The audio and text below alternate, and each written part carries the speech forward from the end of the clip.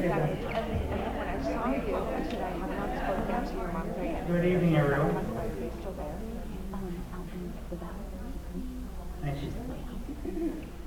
I have had such a good time spending the last 24 hours reconnected with my friend Dr. Steve Hughes. Steve asked me not to give you the long list of his credentials. The bottom line is this is intended to be a very informal Montessori talk from the heart, and not a keynote, which is what he usually has to do at major events, but rather an intimate conversation. We are doing another one tomorrow morning that'll be very different for families of the upper elementary and the secondary, and a few families that are going to try and squeeze into SRQ Magazine's headquarters downtown. We're going to be talking there about the adolescent brain and where did it disappear to? Steve Hughes, first and foremost, is my friend. He is one of the most famous people in the international Montessori community. He is a pediatric neuropsychologist, otherwise known as a brain researcher, and he specializes in understanding how children learn and what happens when something gets in the way. This is the cutting edge of psychology today. Steve is on the research committee of the American Montessori Society, the Association Montessori Internationale, the Montessori Foundation, and the International Montessori Council. Just the fact that I can say that all of those organizations, which historically have been so divided, are linked together in friendship and collaboration is a major step forward.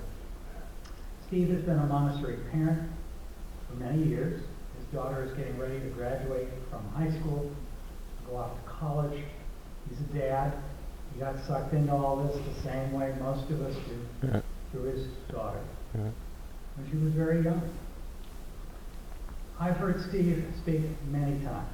He is called by my friends the rock star of Montessori. I don't know whether tonight he will give us that sense, but I assure you this guy can bring down the house. Without anything further ado, and without my little dog Bikram to accompany him, who he wants to take back to the Twin Cities, I'd like to introduce my friend, Dr. Steve. Well, that was nice. Thank you for that. Thank you for that. Well, geez, that was nice. I wish my mom were here to hear that introduction. Thank you, Tim. I'm going to remind her next time we have a disagreement that I'm apparently a rock star in certain circles. So thanks for that. And indeed, thanks to the Montessori Foundation for bringing me down here to Sarasota. I can't believe I haven't been here before now, but I finally get to be here this weekend. So thank you all for coming.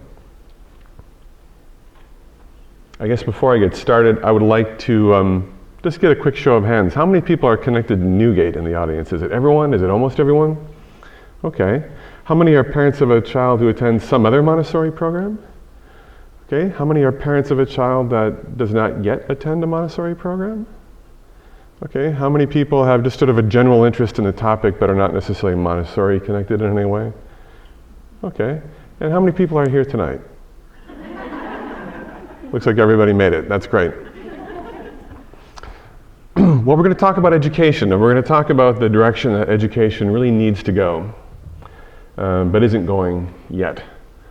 And so my aim in this lecture is to take about, I should tell you, this is long as these things go, okay? So brace yourself. This is going to be about somewhere between an hour and 15 and an hour and 30 minutes. Are you ready for that?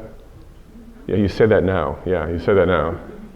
If you need to get up, it's okay. I can't see you. It's dark out there and it's bright up here, so I won't be offended if you need to go, or if you want to go hit the bathroom or go have a smoke or maybe get a drink or something like that. It's just fine with me.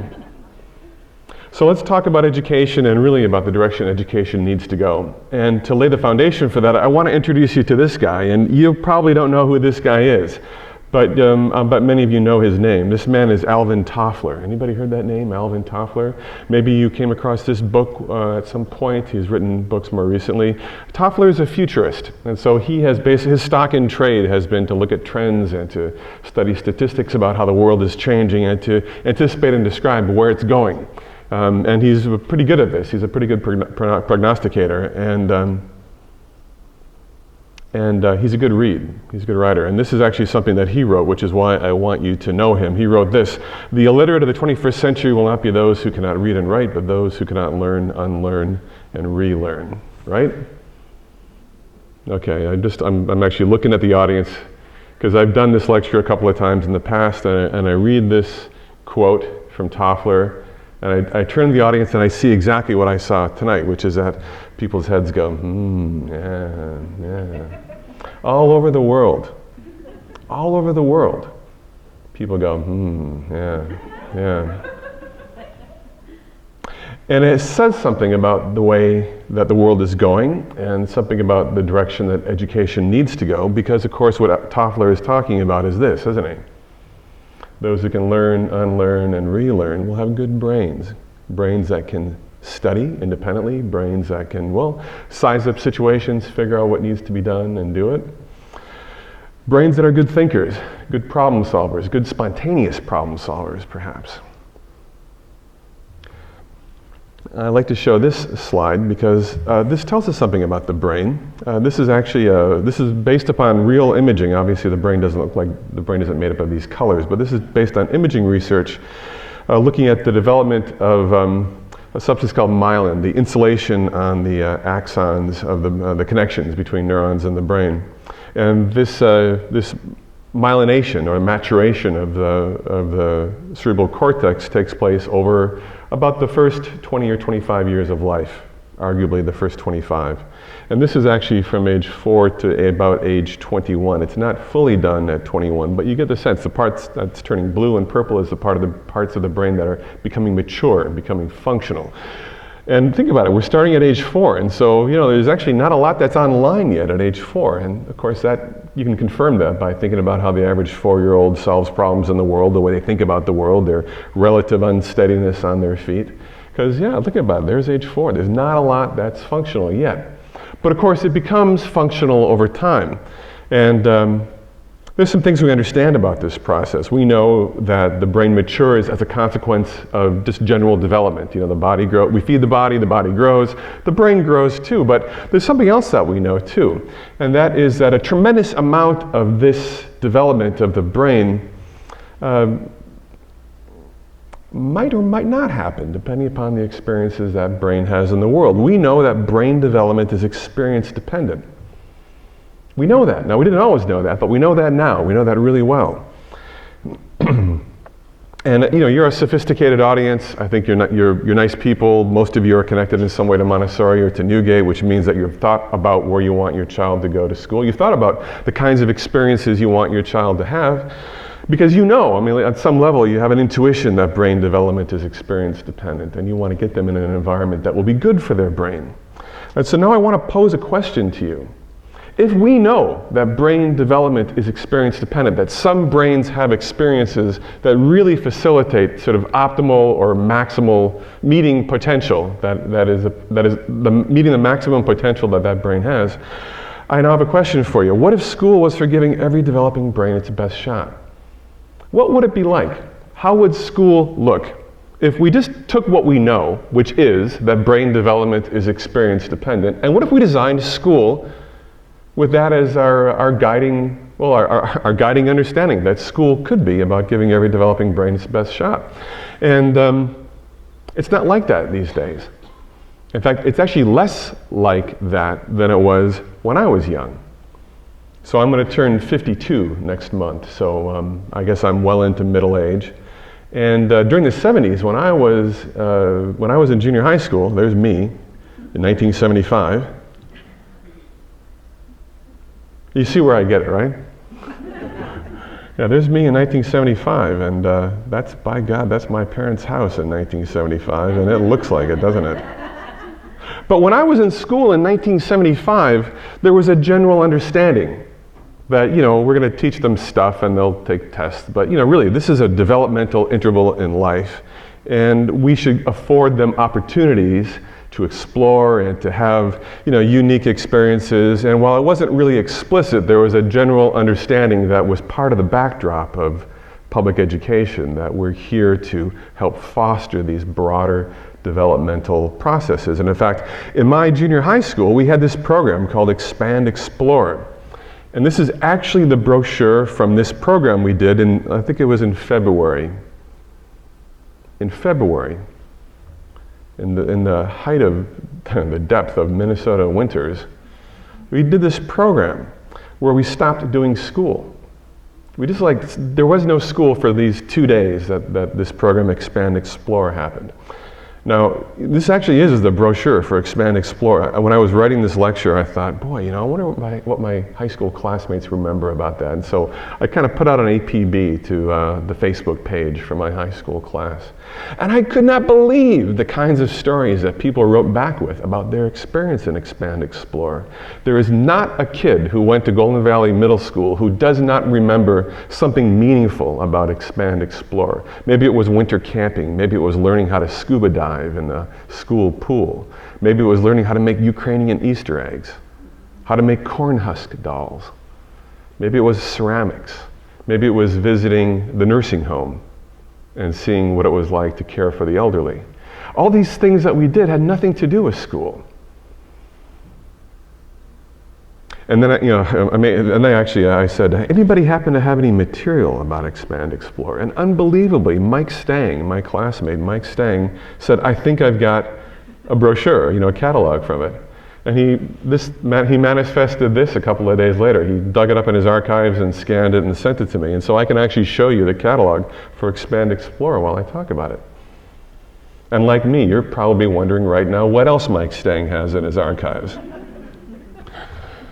Well, he had this. And so this is a little letter from the assistant principal talking about what the purpose was. It is to provide experiences not usually offered in school, to provide further development and interests already undertaken, to involve students, parents, teachers, administrators, and community members in new and different combinations and relationships, to give the students, staff, and administration an opportunity to develop this unusual and valuable program together. Yeah, that's what it was for. Here's actually a list of some of the courses. I don't know if you can read the prices, but I think I got a kick out of that. Seriously, $1.75 for embroidery, dough art, 50 cents, ice skating, $1. So I remember this because I went on the IBM data processing tour, and for the first time I had an interest in these things, and I got to go and see this big mainframe computer installation. I got to type my name on one of those old punch cards. Anybody remember punch cards? You don't remember punch cards. You're all young. Anybody, any grandma or grandpa out there remembers computer punch cards? That was what we did, We got to type our names on them, and then they opened up a computer. They opened up one of these big mainframes, and I remember this moment. It was a big moment for me because they opened up this giant computer, and for the first time I saw something that's called a ribbon cable. Anybody know what a ribbon cable is? So, flat multi-conductor wire, many strands, maybe 25 or 40 or maybe even 60 different strands. And it kind of weaved around in this, between these circuit boards. And back in the day when people had to build computers by soldering wires onto certain places, they used to make ribbon cable like multicolors, like as a rainbow of colors. So they could say like the light blue wire's got to be soldered to this spot here, and the dark blue has to go here. You get the idea? So as it happens, not only was ribbon cable inherently kind of interesting, but it was also beautiful. It was all the colors of the rainbow. And I saw ribbon cable for the first time, and it spoke to me. It was like, oh my God, that is so beautiful, and it is so cool. And there was something about the intentionality of ribbon cable and the sort of technical marvel of it. It just resonated in me. It spoke to me. And that's why I'm here today. I'm actually here. I'm here today because of that tour. Because that really, something resonated in me about this electronic stuff. And I built electronic kits, and for Christmas and birthday I get electronic kits from mom and dad and grandma and grandpa, and I spent a lot of time when I was an adolescent soldering up radios and doing stuff like that. And I thought I would be an electrical engineer someday. I got to college and I decided I didn't want to actually work that hard. But I always carried this interest with me. And of course, in the 80s, technology interest became computers. And then in 1987, when I had finished my undergraduate degree and had worked for a few years in the workforce and was feeling like my life wasn't fulfilling, I needed to go back to grad school. That's what I needed to do. I wanted to go to grad school. And so I went back to the university and registered as an adult non-degreed student. You know what I'm talking about? Not in a degree program. I started taking courses. And I thought, I'm even going to get a student job. I'm going to redo university. I'm going to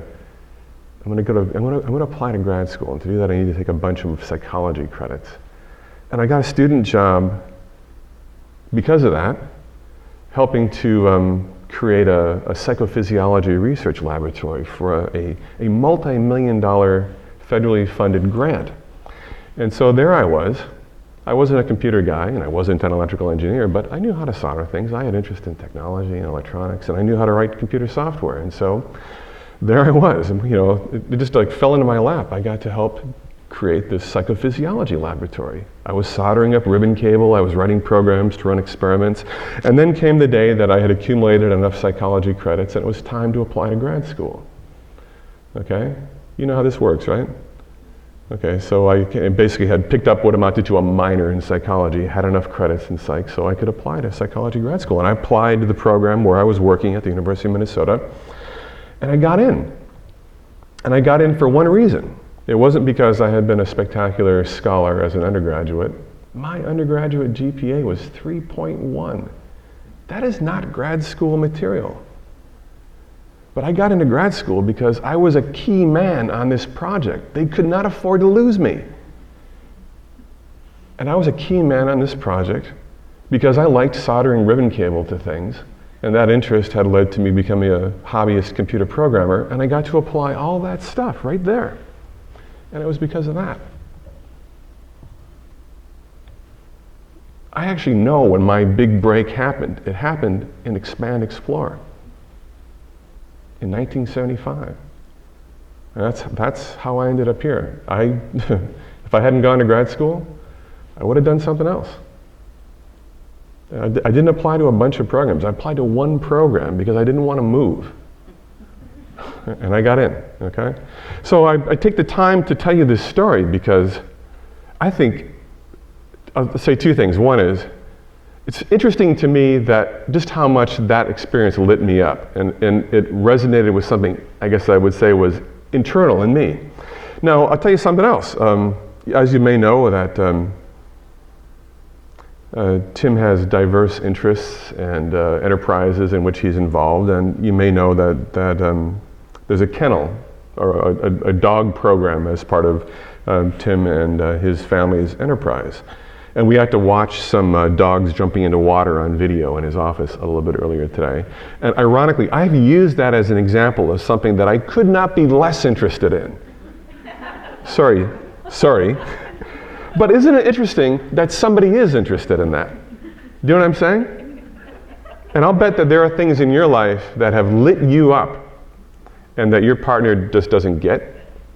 Or maybe your partner is with the person that you're with because you have a shared interest, something that was in you that lit up when you encountered something out there in the world.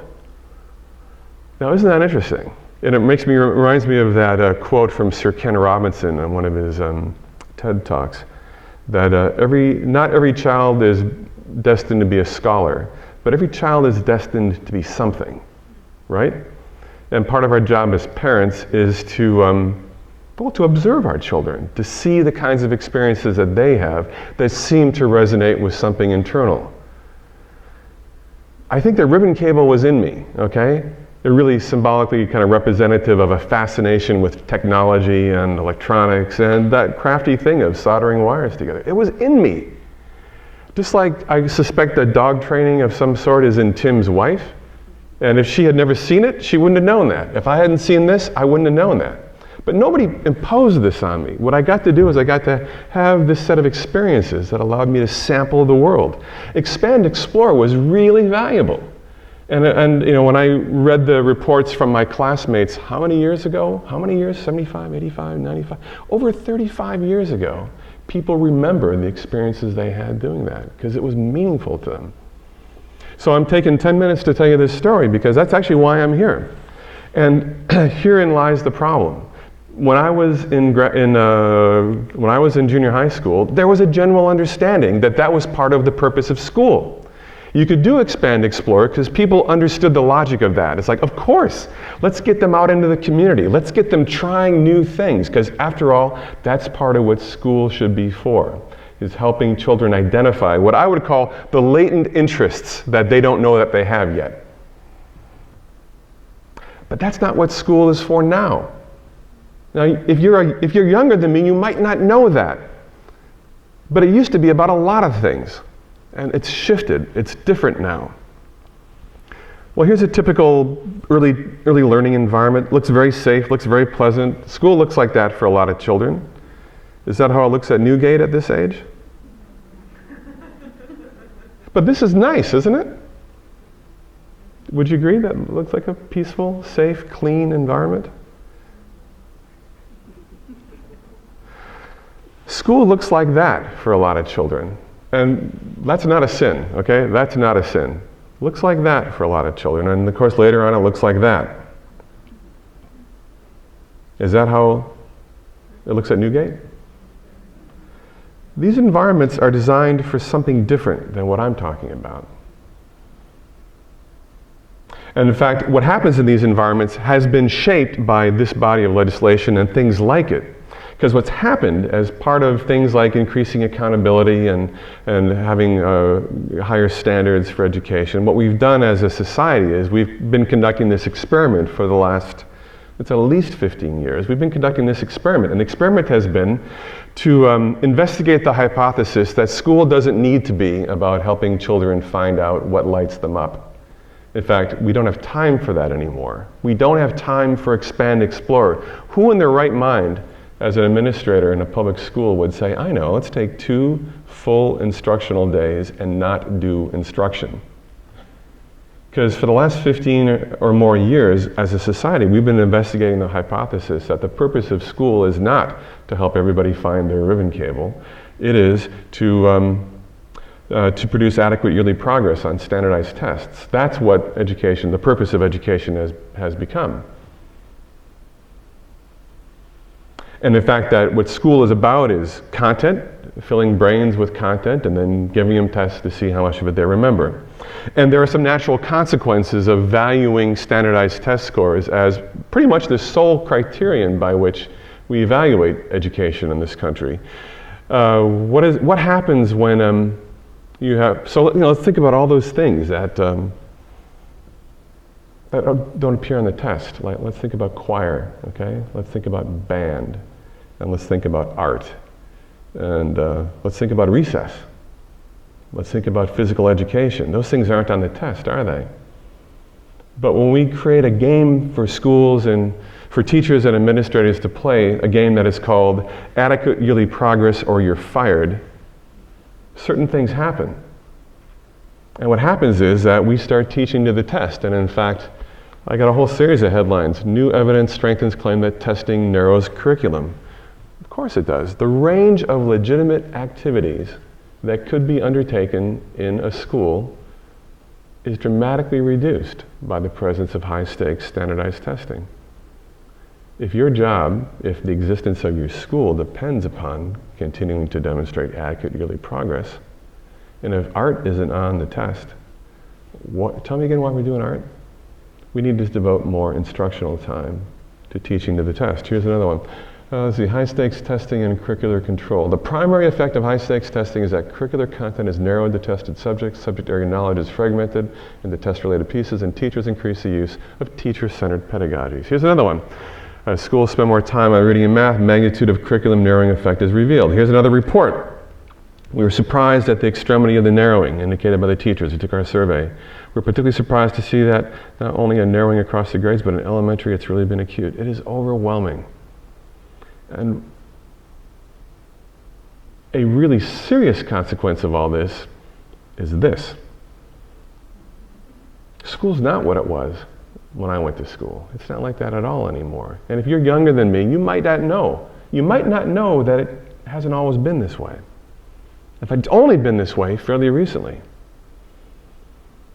And the consequences of it are profound. I had I had lunch with a professor of mine from grad school a few months ago. Hadn't seen him for, I don't know, maybe 10 years, and I thought it'd really be nice to get together and, acknowledge the person who made a contribution in my life. And we talked about what it's like, what grad students are like, what grad school is like. And what he said was so sad, yet also quite confirming, because he basically reinforced everything that I've told you up to this point. And he said, it's different from how it used to be. We get undergraduate students, they're always, the undergrads at the University of Minnesota were always kind of a mixed bag. But it's more mixed than it used to be. You've got people who have come out this entire education process, which is all about doing well on the test, all about teaching to the test. And one of the consequences is that there's been a real decline in that sort of spark of interest or curiosity. And he said, and the really sad thing about this is it's not just undergraduates. People applying to graduate school these days, they really don't have any idea why they're doing this. They're people who were good at school, they got good grades, they're bright, and they're just doing the next thing you do if you're that kind of person, which is to apply to grad school. He said, years ago, people would apply to grad school because they had a burning interest. They had curiosity. They would come to grad school, they'd apply to this program because they wanted to work with this professor, and they already have a dissertation topic in mind, something that really is lighting them up. They've got a ribbon cable experience that they're chasing, right? And he says, and even the bright grad students these days, it's rare that you see that kind of intellectual curiosity. And why would you? Because curiosity has never been part of the equation. Curiosity has it's not what school is about when school is about performing well on high-stakes tests. And the real tragedy is that it didn't have to go this way. In fact, we could have paid attention to this guy. Who's that guy? Anybody know who that is? There's no way. Free tuition for a year at NewGate, if you can tell me who this is. Sorry, Tim. Now, this is a man whose name is Donald Campbell, and why would you know him? Well, if you're in the social sciences, in almost any aspect of the social sciences, you might have heard about him. You might have heard of something called Campbell's Law. And that Campbell's Law was formulated in this article that Campbell published in 1976. Now, you wouldn't know it from the title, Assessing the Impact of Planned Social Change. What does that even mean? But I'm going to share a couple of quotes from that article. Here's the first one. Campbell wrote, the more any quantitative social indicator or even some qualitative indicator is used for social decision making, the more subject it will be to corruption pressures and the more apt it will be to distort and corrupt the social processes it is intended to monitor. What is he talking about?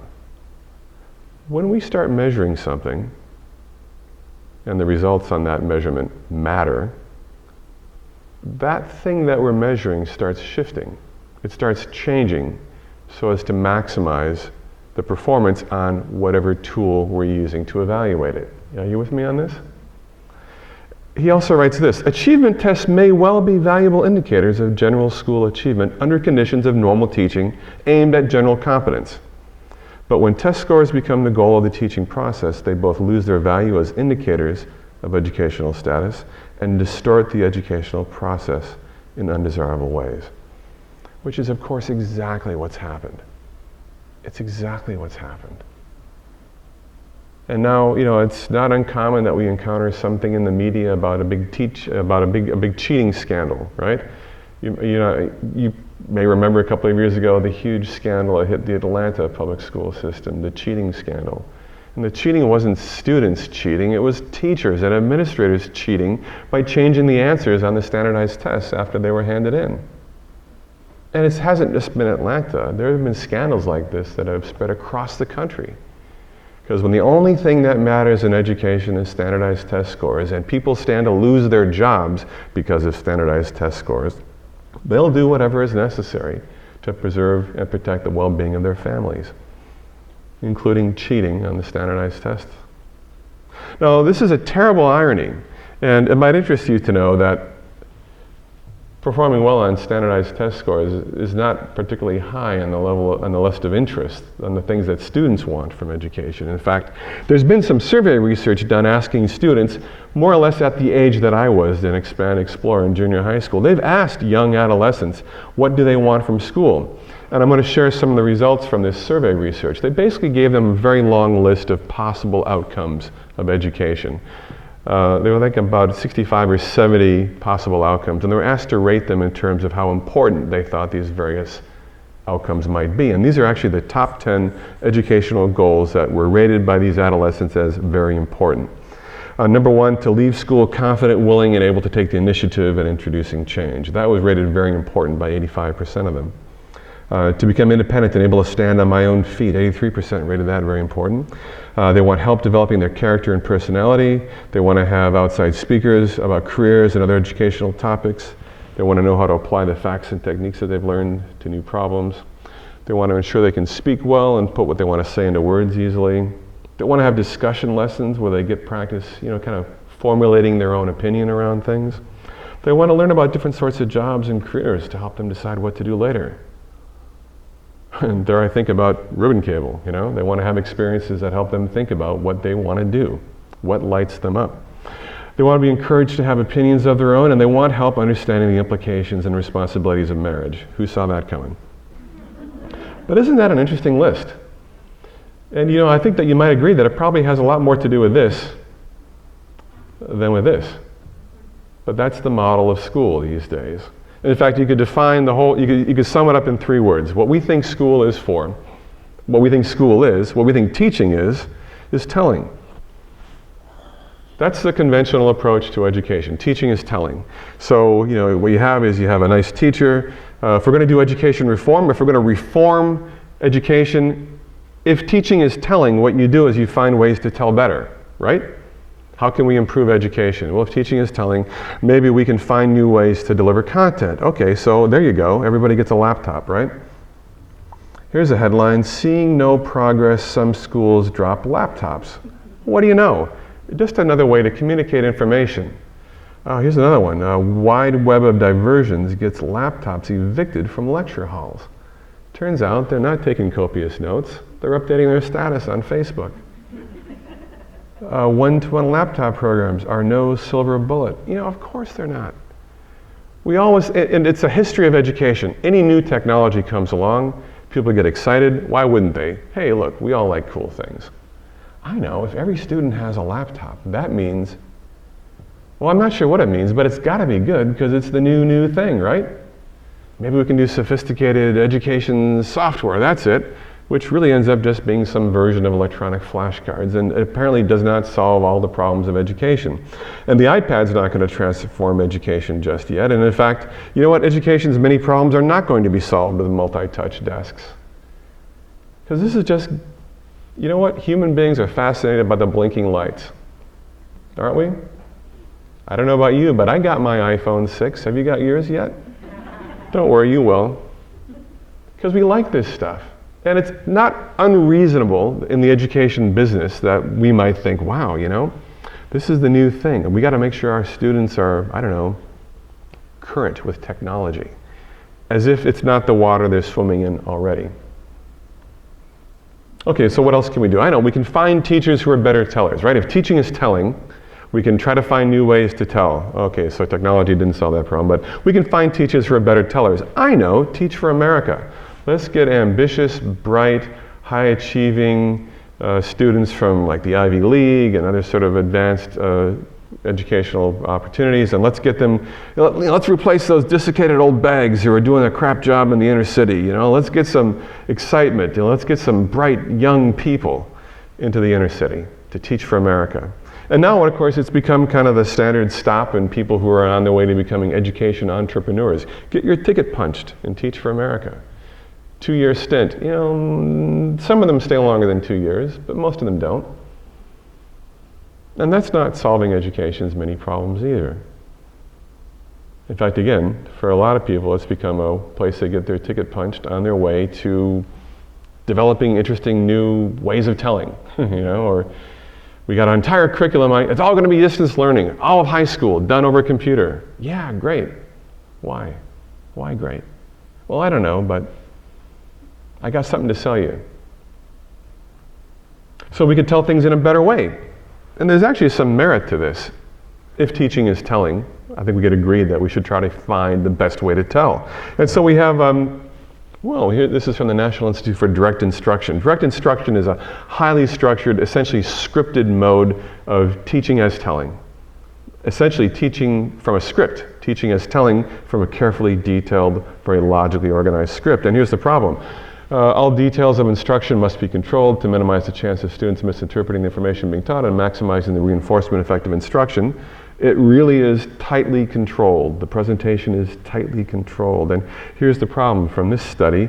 These methods have not been widely adopted, partly due to political and philosophical resistance to measurably superior instructional technology among educators. It turns out that teachers came to teaching for reasons other than the opportunity to read from a script. And in effect, what direct instruction strives to do, and perhaps can be successful in doing, is teacher-proofing education. And it really is about maximizing the philosophy of teaching as telling. And of course, when we introduce standardized testing as the primary and sole criteria by which we evaluate education, that is pretty attractive. That is pretty attractive. And this tends to win when the only thing that we care about is standardized tests. And in fact, when we only care about standardized tests, teaching is telling gets pretty well defined as a highly teacher-directed learning environment and a highly structured curriculum. You could call it the traditional or the conventional teaching framework. Would you generally agree with that formulation?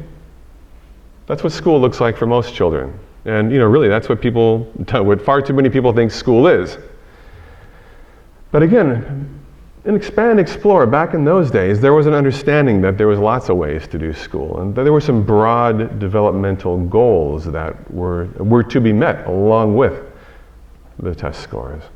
So let's think about these two dimensions, teacher-directedness and curriculum structuredness, okay? So what would a environment that was low in teacher-directedness, what would that look like? What would it be like to have a curriculum that was pretty unstructured, that was pretty loose, that maybe wasn't a structured curriculum at all? And it turns out that there are other ways to do school apart from this traditional one. In fact, you can divide a lot of ways to do school by these two dimensions. And that's where the traditional approach lives. You understand what I'm saying? Highly structured curriculum, highly directive teacher. One way to do school. And imagine that done to the absolute max, okay? So that was still the framework when I was in junior high school, and there was Expand Explore, but there was looseness around it, you know what I'm saying? Of course the teacher taught, of course there was things to teach, but it wasn't the upper right-hand most extreme corner of that. What would the upper right-hand most extreme corner of that look like? And it turns out that we know what that looks like. That's been done. And I'm going to share with you a little video from the CBS News magazine 60 Minutes about what I think you'll agree is kind of the traditional method of instruction done to the max. And it's called KIP. Anybody heard of KIP? Okay, you'll learn about KIP, and this is a short video segment, a couple of minutes long, and I'll watch it with you. On the opening night of the Republican National Convention in Philadelphia this week, the country caught a glimpse of two young teachers named Michael Feinberg and David Levin, whom we first met on 60 Minutes last September. Feinberg and Levin run the Knowledge is Power program called KIP. It started down in Houston, Texas 5 years ago, and what they created is a public school unlike just about any you have seen before. Stick to the house! I said stick to the house! Can you hear me? Every early morning at the KIP Academy in Houston, Texas, the school's 30-year-old principal, Michael Feinberg, gets his 5th grade students up to speed with some rapid-fire geography drills.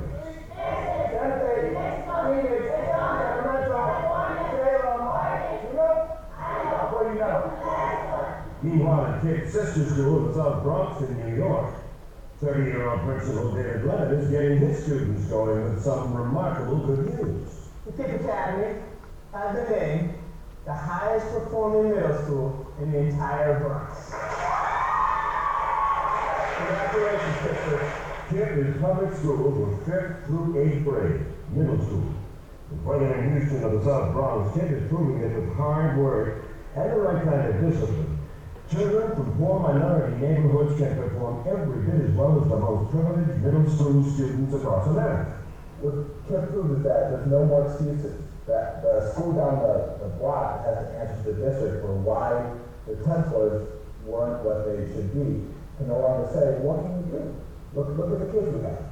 You know, they can do something.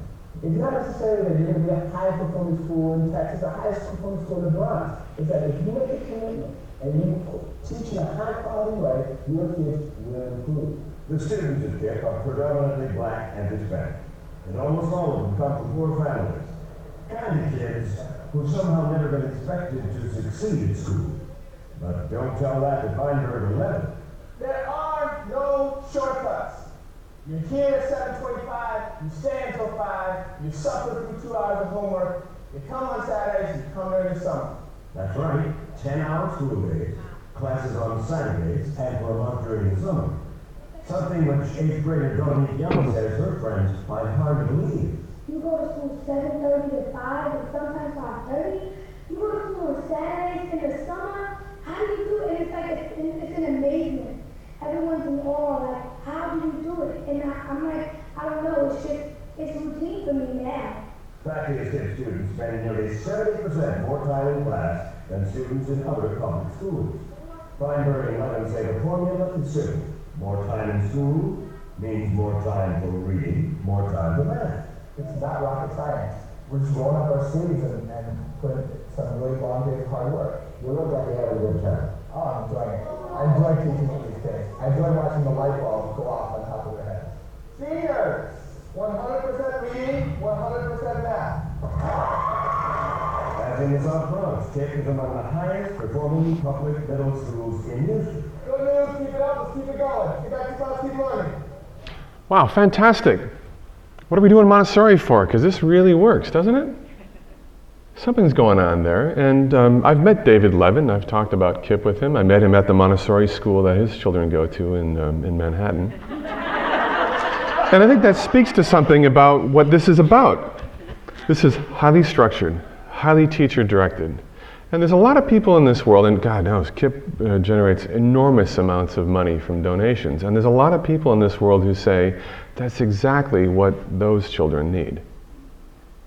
You follow me? What those children need. And it sure sounds good. They do well on tests. Those poor children get scholarships to privileged high school opportunities. And it seems like they're ready to really kind of take on the world. And Paul Tuff, in this book that was published just now about 18 months ago, maybe a little longer, How Children Succeed, talks about the KIP story. And it's a very interesting one. I got long quotes in this lecture. I hope you'll bear with me. From their very first day of school, the students in that initial cohort at KIP Academy were reminded, some might say browbeaten, you can see the browbeaten, can't you, right? About the importance of higher education. They were labeled the class of 2003 for the year they would enter college. A giant sign on the stairway, climb the mountain to college. And when they graduated from KIP, they seemed poised to do just that. And I think that you would agree. Looks like they're ready to hit it up. They're ready to start tearing things up out there, man. They're going to get it. They're going to go. But for many students in that first cohort, which was some years ago, it didn't go as planned. In fact, after 6 years after high school graduation, just 21% of that first cohort, which was a small group of children, had actually completed a 4-year college degree. So 21% completed a college degree from the first cohort. Let's see, as of 2011, 33% who have completed a KIP middle school 10 or more years ago have graduated from a 4-year college. 33%. There's no doubt there's updated statistics. I don't have them at hand. Now, their goal is to have 75% college completion. But as of 2011, they're looking at 33%, again, after, within 10 years of graduating a KIP program. Why do you suppose that is? Why do you suppose that is? Maybe this isn't enough. back to Paul Tufts' book, there are students who have incredible intellect but don't necessarily channel it in the right direction. There are lots of kids who struggle with procrastination even though they have the ability to get their work done. There are students who are dealing with real social and emotional issues. They go on to rigorous high schools, they get into good colleges, but so many of them have trouble once they get there. Did you go to college? Do you remember how it was different from high school? Do you remember that you kind of had to run your own plan? Now, if you've been going to school for 10 hours a day, and on Saturday, and during the summer, it's a pretty structured experience you're having. Are they thinking a lot about their plan, or are they in a chute? Those kipsters are in a chute. They're in a test score production machine. And they sure do produce test scores, and they get to college and they pancake. Interesting, isn't it? And in fact, this man, James Heckman, would have something to say about that. Now, he hasn't I don't believe that he's weighed in on KIPP, but this is Heckman, who is a Nobel Prize winner in economics. And for about the last 12 or maybe 15 years, he's reported the results of research showing the importance of things besides doing well on the test. Things that he calls soft skills. Some people call them non-cognitive skills. I'm not sure that's the right way to describe them, but think about doing well on tests and being good at life. And I think you might agree that probably you should have some elements of both of those things if you're going to be successful in the world. And I'm going to now share with you a second video, this is my last video, of Heckman talking about the importance of these things. And this is, again, another couple of minutes.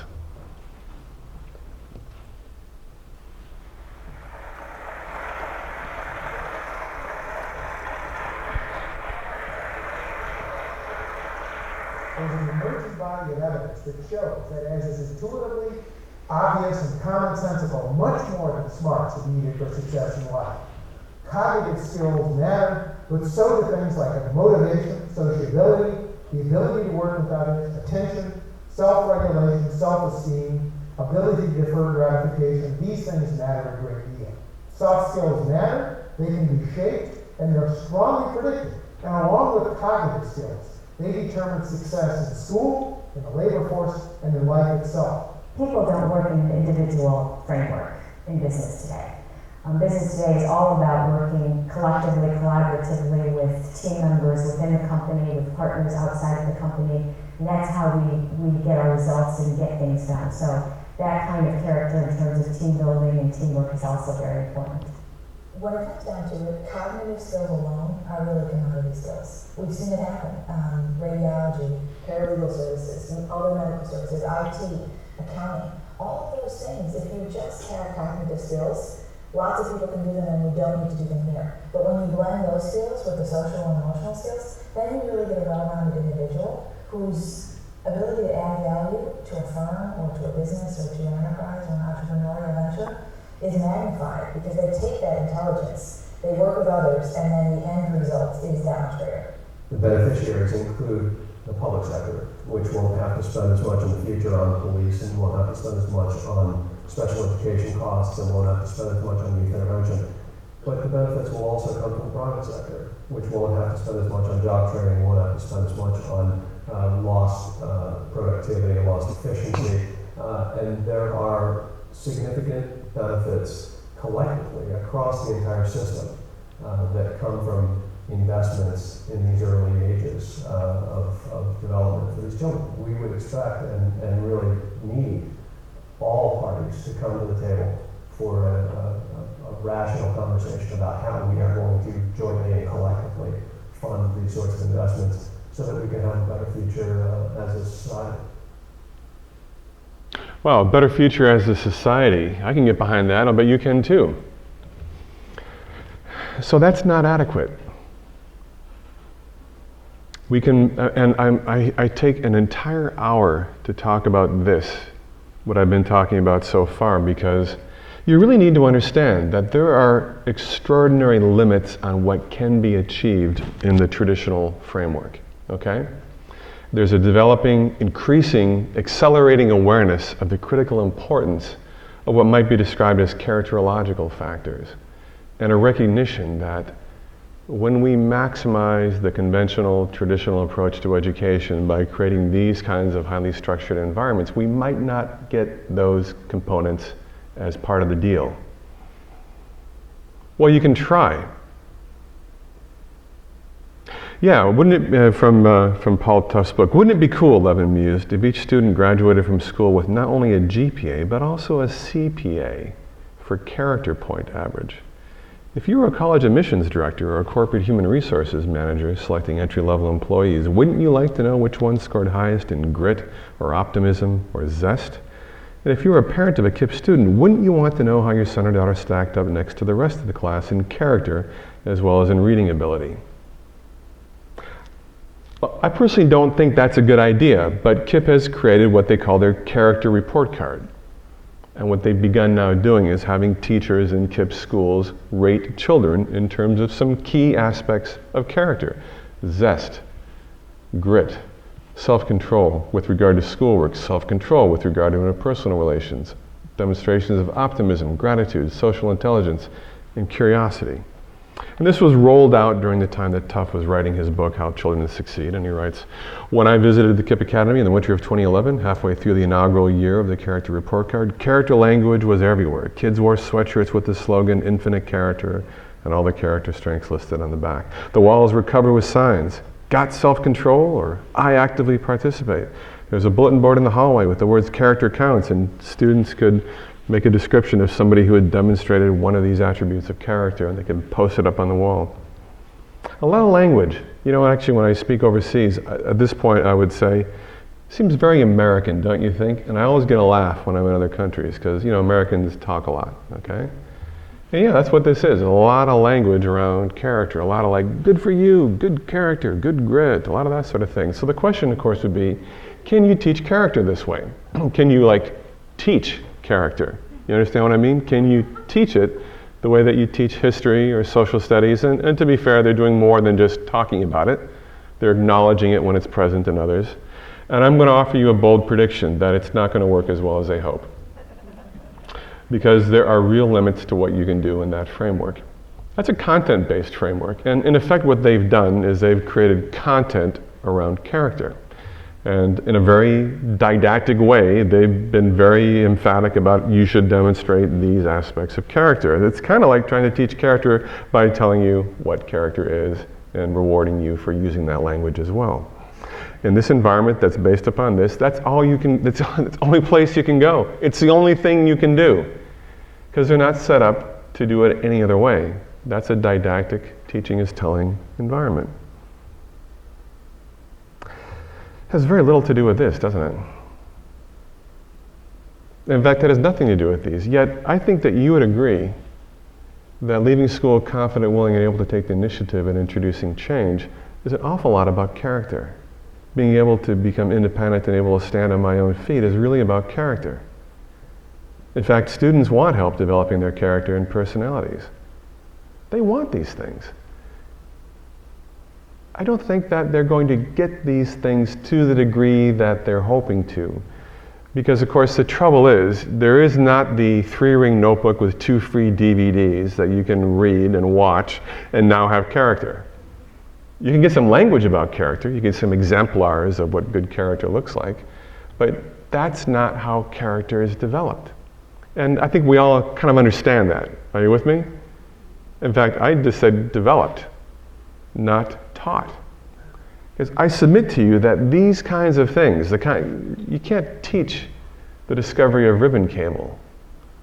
You can't teach the realization that there's something unbelievably cool about training animals to do extraordinary things and demonstrate latent abilities that we might not normally know about. There are things you can't teach, not in the traditional sense. Now I'm going to tell you some more about this survey. It's an interesting study, and so now I'm going to tell you what teachers want from school. So they did the same kind of survey with the teachers of these students, and they said, what do you think are the most important education outcomes? Now, what would you guess that teachers rated as the most important outcomes from education? Well, here's the number one, help students develop their characters and personalities. That's what teachers want to do in school. They want to encourage them to be independent and stand on their own feet. They want to make sure they're able to read and study on their own. That's a teacherly goal. They want to encourage them to have a sense of duty toward their community. They want to ensure that all pupils can speak well and put what they want to say into words easily. It's kind of looking familiar, isn't it? Because the irony is that teachers want to encourage students to have opinions of their own. They want them to develop a considerate attitude toward others. They want to have thought about what they want to achieve in life. They want to ensure they can express themselves in writing, another academic goal, and they want to teach them about what's right and wrong. The thing is that what teachers want is they want also to help students develop their character. I submit to you that the conventional, traditional didactic framework, which is all about the teacher in charge, covering content in a structured curriculum, cannot do that. It cannot do that. I can teach you language about character, but if there was a 3-ring notebook with 2 free DVDs that you could review, and there consequently have character, we wouldn't be talking about how to teach character. But you can't teach character, not in any meaningful way. And it turns out that there are other ways to do school that kind of had character and Heckman's soft skills as, well, part of the goals, part of the outcomes that they were seeking. For example, there's something you might call project-based education. Anybody heard of project-based learning? I think that Montessori moves into this territory during elementary and perhaps even beyond. But there's actually a thing called project-based learning. In fact, there is a whole approach to education that is project-based. A systematic teaching method that engages students in learning essential knowledge and life-enhancing skills through an extended student-influenced inquiry process structured around complex, authentic questions and carefully designed products and tasks. Holy smokes. You can go to pbl-online.org. You can learn all about project-based learning. And here's the thing, okay? There's an entire scientific literature on project-based learning. There's ways to teach teachers on how to do project-based learning. There are outcomes that are the desired outcomes of project-based learning. This is an entire way to do school. And there are even other frameworks. For example, there's something that people call student-centered. Learners are treated as co-creators in the learning process, as individuals with ideas and issues that deserve attention and consideration. Teachers use strategies to accommodate individual intellectual and emotional needs. The curriculum is open. Students direct the activities. In fact, in this framework, the teacher is non-directive, the curriculum is unstructured. You could say the teacher is there almost as a colleague, as students undertake the fascinating task of deciding and designing what education is going to be for them. You know, if you ever listen to National Public Radio, there's a program you might know about called This American Life. You ever heard of that program? There was an episode, maybe 18 months ago that surely you could find archived on their website. That was, my recollection is it was called 100% Democracy. And basically, it was a This American Life program that was about what it was like to go to this school in the Bronx, which was exactly that. Okay, teachers are colleagues. There is no curriculum. There's only the structure that we create.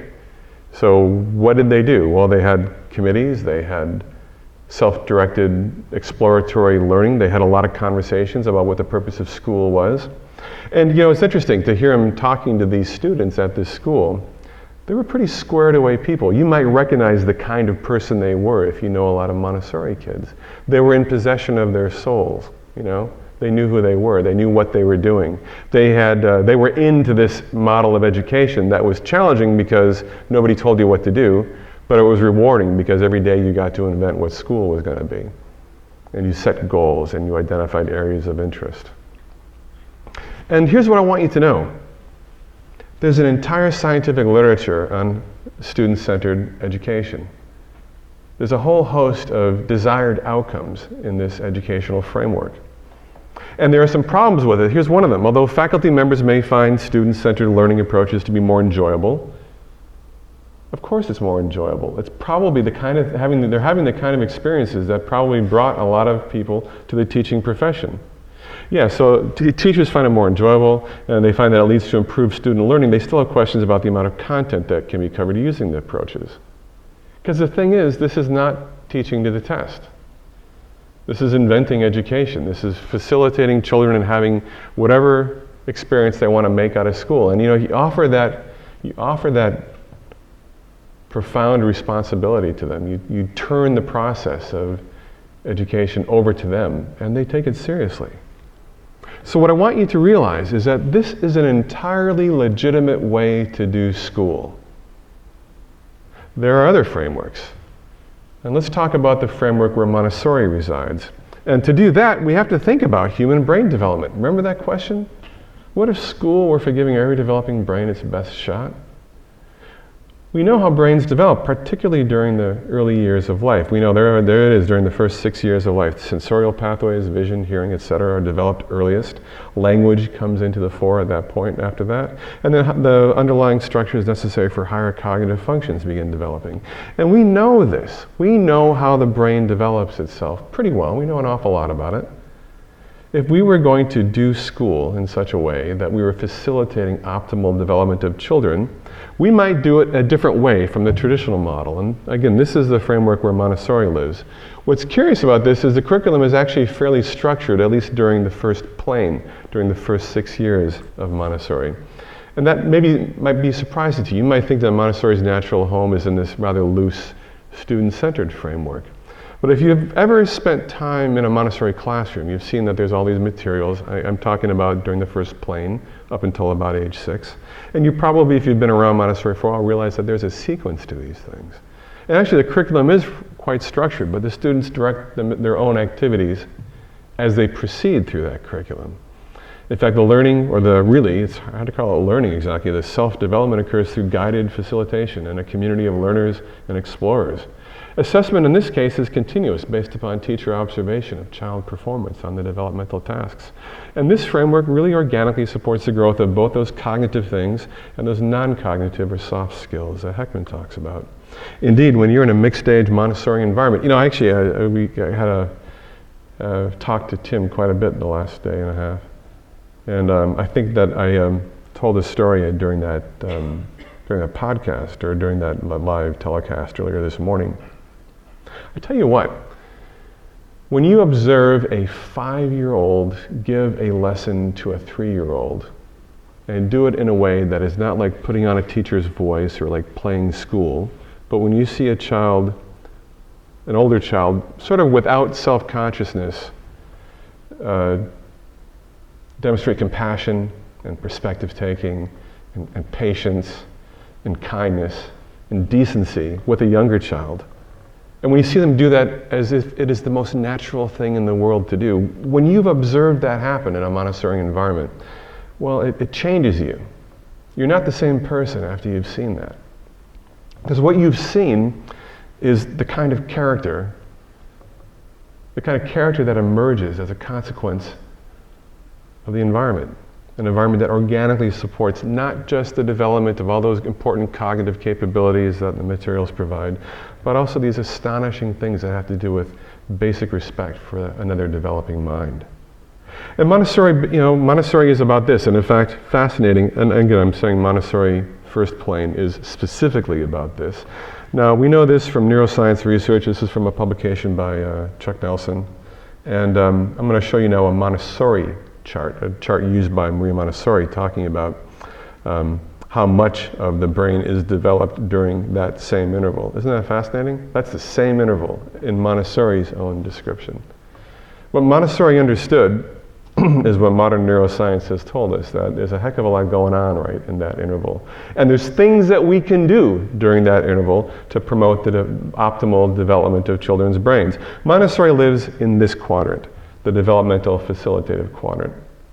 Now there's two more things to tell you. One is that project-based and student-centered are ambitious frameworks. There are methods to train teachers to implement these. There are philosophical underpinnings. There's a scientific literature about these. But I'll tell you something that's important to know. Project-based and student-centered are hard. They are hard to do well. Because in both of those frameworks, what you kind of have is sort of all on the teacher to make sure that that environment moves in a direction that it needs to move in. It's hard to do well. There's some research that would suggest that about 5% of teachers have sort of the natural innate ability to facilitate those kinds of learning environments.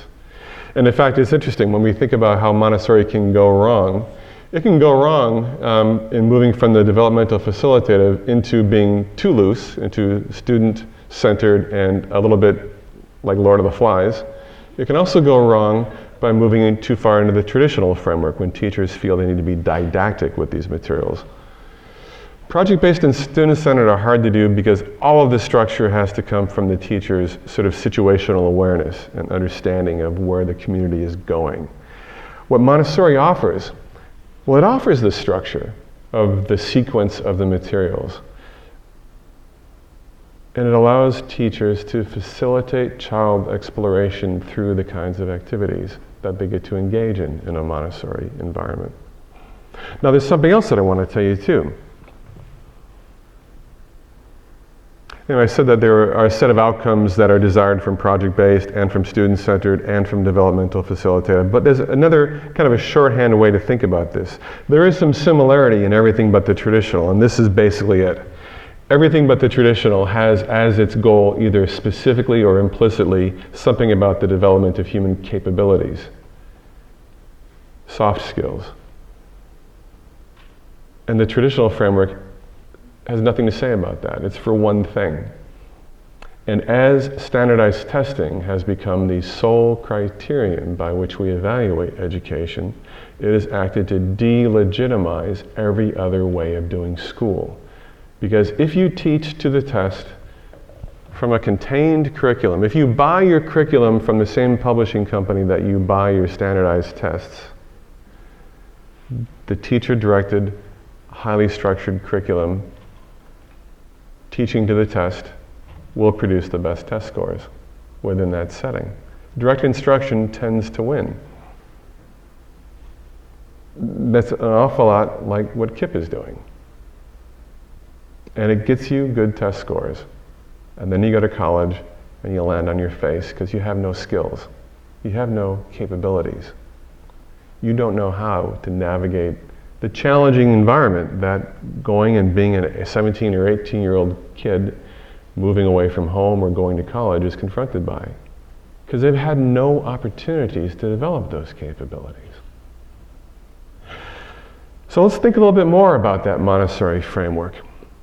So there's a typical Montessori environment. Then, she describes the way to do this. She really kind of like, in a description of how to do Montessori, she pretty much nails that developmental facilitative ethos. Here's what she wrote. Scientific observation has established that education is not what the teacher gives. Education is a natural process spontaneously carried out by the human individual and is acquired not by listening to words but by experiences upon the environment. Isn't that just poetry? And you get exactly what she means. Maybe you always did, but think about it. Yeah, I get it. The teacher facilitates experiences for the children to have that allows them to develop their own capabilities. The task of the teacher becomes that of preparing a series of activities spread over a specially prepared environment and then refraining from obtrusive interference. By any measure, a Montessori learning environment is as enriched as we can conceive of when we think about environmental enrichment. And I'm going to tell you some of what we now know about environmental enrichment. I'm going to begin by talking about some work by this guy. This guy's name is Donald Hebb. I'm keenly aware that in this lecture I have an extraordinary number of men's faces. Pictures of men. Well, we'll change that in a little bit, but I'm highly sensitive to the fact that this is kind of hardly gender biased. But sorry, this is Donald Hebb, and this is Donald Hebb's rat, okay? Actually, this is not Donald Hebb's rat. This is probably Donald Hebb's kid's rat. Because it turns out that Donald Hebb, who was kind of a big scientist in the middle of the century, involving and learning lots of things about neurons and lots of things about processes of learning. We also know he was a nice dad because it turns out that he used to bring young rats home for his children to raise as pets, okay? Well, a little known fact. Turns out he brought rats home for his kids. And then they would raise them, and then they get to be grown-up rats, and then he'd take them back to the lab, and they'd do, learning research or things like that. And get this. He made an amazing discovery because of this. He discovered that the rats that he brought home for his children to raise, when they came back to the lab a few months later when they were adults, he discovered that they were smarter than the rats who had stayed in the lab for the whole time. genetically identical strain, so really for all intents and purposes the same rat, like twins, sort of. But the ones that had been raised by his children, when they came back to the lab, they were better at solving problems. And he published an article about this finding in 1947. It was called The Effects of Early Experience on Problem Solving at Maturity. And this paper lit a firestorm because people hadn't thought like this up until this point. The prevailing wisdom must have been, feed the child until he or she is big enough to do something interesting, and then we'll educate them. They must have thought that it really didn't matter what went on during those early years. And what Hebb demonstrated is it turns out that what goes on during those early years has a profound impact on what that brain will be capable of later in life. So it generated so much research. Here's an article from 1962 looking at comparing rats that were raised in what they termed impoverished environments versus enriched environments. And what you're seeing here is that the rats raised in the impoverished environments had smaller brains, the brains weighed less, they had much less neurotransmitter activity. And if genetically identical rats were raised in an enriched environment, they had bigger brains, they had more connections, the brains weighed more, there was much more neurotransmitter activity, and those brains were smarter. Tons of research was undertaken to try to investigate features of the environment. This study from 1978, not that long ago, right? 1978, found that, in fact, it was a combination of complex inanimate and also social stimulation that produced the best outcomes. Here's a review article published in the year 2000. In general, enriched environments were kept in larger cages, in larger groups, with the opportunity for more complex social interaction. The environment itself is complex, and it's varied over the period of the experiments. Tunnels, nesting material, toys, and often food locations are changed frequently. In addition, animals are given the opportunity for voluntary physical activity on running wheels. Nice description of what an enriched environment looks like for a rat. Because what an enriched rat environment affords that rat the opportunity of doing is engaging in experimental interactions with the environment. Things to explore, problems to solve, lots of rat friends to negotiate the social world with. Which environment would you want for your rat? More space, more things to do, more friends to make, or people to negotiate the world with. And so in this review article, they present just tons of studies showing the remarkable benefits of environmental enrichment. Increased brain weight and dendritic branching, so a more complex, sophisticated brain, inhibition of apoptosis, early cell death, increased neurogenesis, or more brain cell production. Pretty much everything you want for your young brain, they're going to get if they are raised in an enriched environment, because enriched environments build better brains, and that is just a fact in the bag at this point. So these are the kinds of criteria: larger spaces, bigger groups, more varied groups, variety of social opportunities, complex physical environment, voluntary physical activity. Interesting, isn't it? Think about that Montessori environment that you know so well. Rings these bells, don't you think? Now let's talk some more about the importance of physical activity. Let's talk about the motor foundations of cognitive development. So here we are looking at the brain again. And I'm guessing that this morning you took a bath or you had a shower and you got out of the shower and you started toweling down and maybe you looked at yourself in the mirror. Still got it. Did you do that? Don't admit that you did that if you did that. And so you know what your body looks like. You know what a body looks like. It might interest you to know, though, that the version of the body that you know is really different from the version of your body that your brain knows, okay? And if you, in fact, look at how the body is mapped in the brain, you get a really different picture of a body. In fact, the brain's version of your body looks like this. The density of neurons, the amount of resources dedicated to, for example, the hands is hugely disproportionate to other parts of the body. In fact, think about that little toddler, who touches everything, who puts everything in their mouth, and that's why, because that's how humans are wired. The human body in the brain isn't the same as the body that you see in the mirror. Montessori described the hands as the prehensile organs of the mind. I mean, she understood this, right? She understood the importance of hands-on in learning. And in fact, here's a study that was published in 2010 looking at learning of letters in young children. And they showed that sensory motor experience augments processing in the visual system of preschool children used for letter recognition. They concluded that learning by doing can lay the foundation for and potentially strengthen the neural systems used for visual letter recognition. If you get to engage the hands in exploring letter shapes, you get increased brain activation when you're recognizing letter shapes. Learning is potentiated by hands-on activity. And of course, you know this if your child taught him or herself to read in a Montessori environment before they were 5. Because one of the things they did is they used lots of hands-on materials to really get, what are the sandpaper letters for? To help them learn the shapes of letters through hands-on motor engaged learning. And it works extraordinarily well. All the Montessorians know that. We can also look to the work of Dr. Adele Diamond. If there was a Nobel Prize in developmental cognitive neuroscience, Adele would have that prize. She's a historic figure in the field, one of the founders of the field of developmental cognitive neuroscience. And she published this paper in the year 2000. Very complicated title, I'll read it for you. Close interrelation of motor development and cognitive development and of the cerebellum and prefrontal cortex. What does that even mean? Here's the punchline. Motor development and cognitive development may be much more interrelated than has been previously appreciated. Indeed, they may be fundamentally intertwined. Now think about that. Motor development and cognitive development fundamentally intertwined.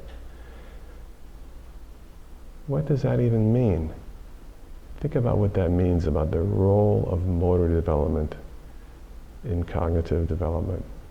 Here's another paper also published around the same time by a man named Rodney Cotterill.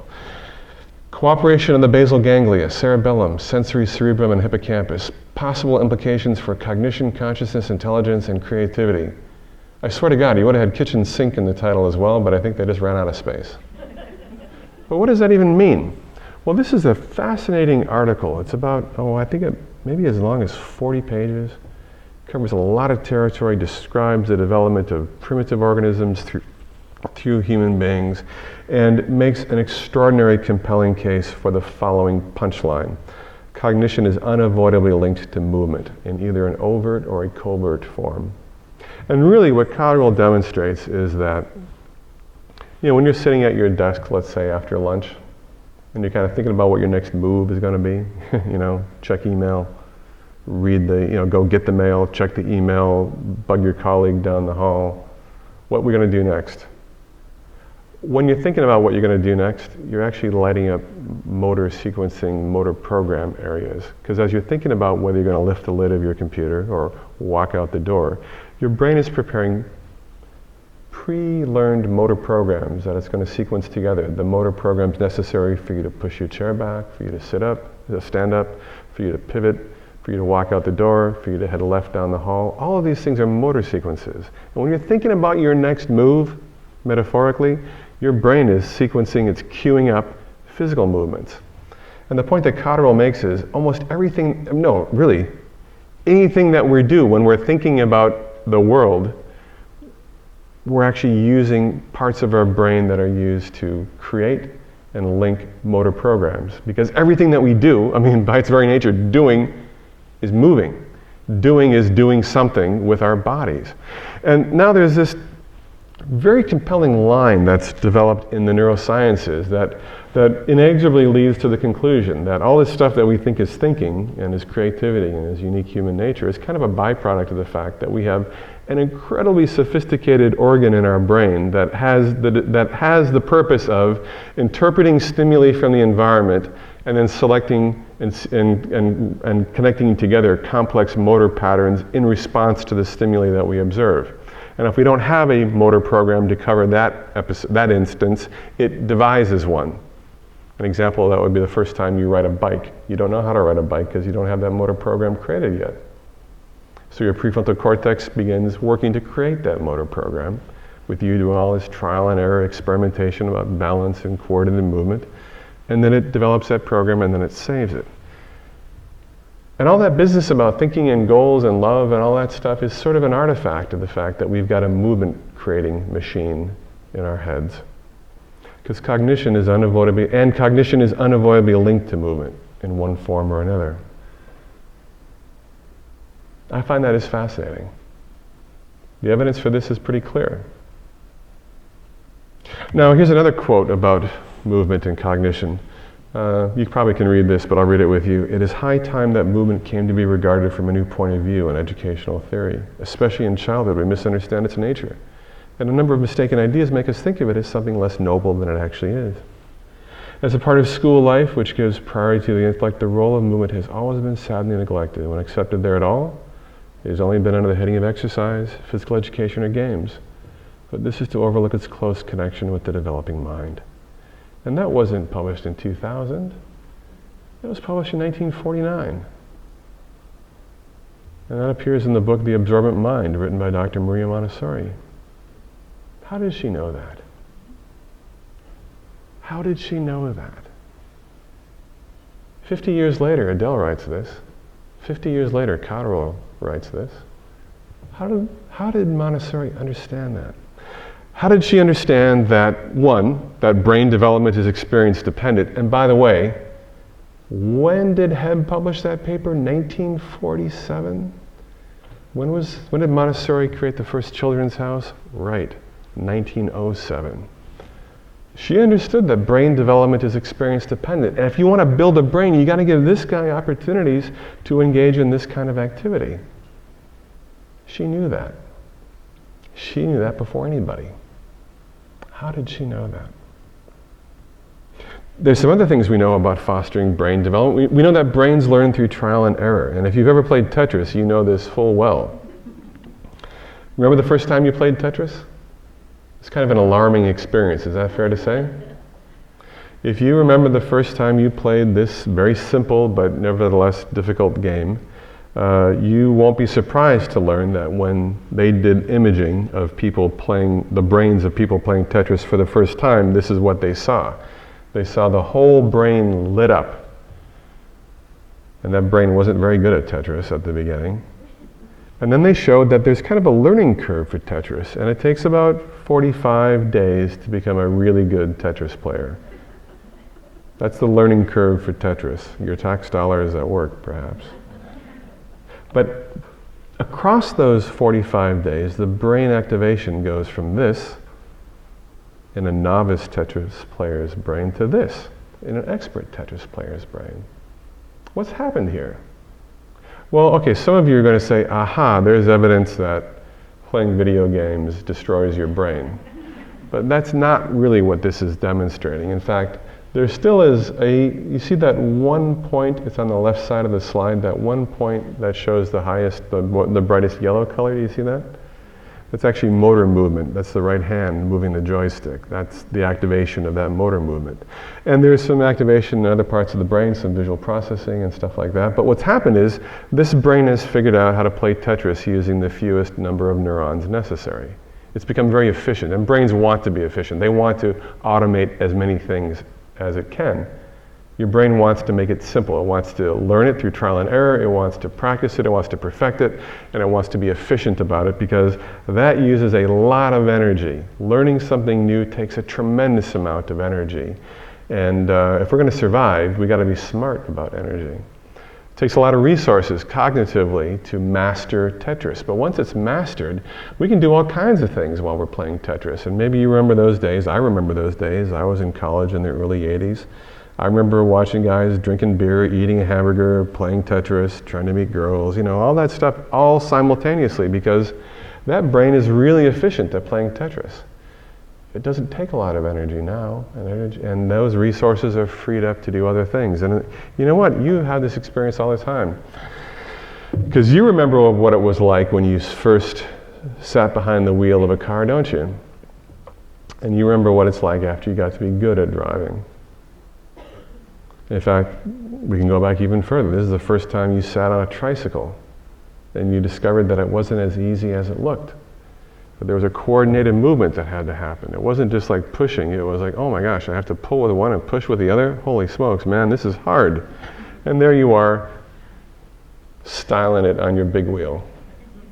Because your brain wants to get good at doing things. It wants to get good at doing things so it can stop thinking about it, because thinking about it takes resources. And this is why you can talk on the phone, apply makeup, smoke a cigarette, and drive a car all at the same time.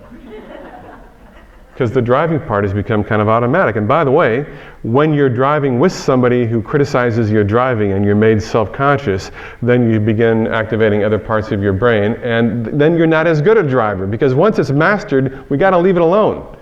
If we think too much about an act that we're doing that we've mastered, then we interfere with our ability to perform it, because we take it back to those days. And this is what learning is.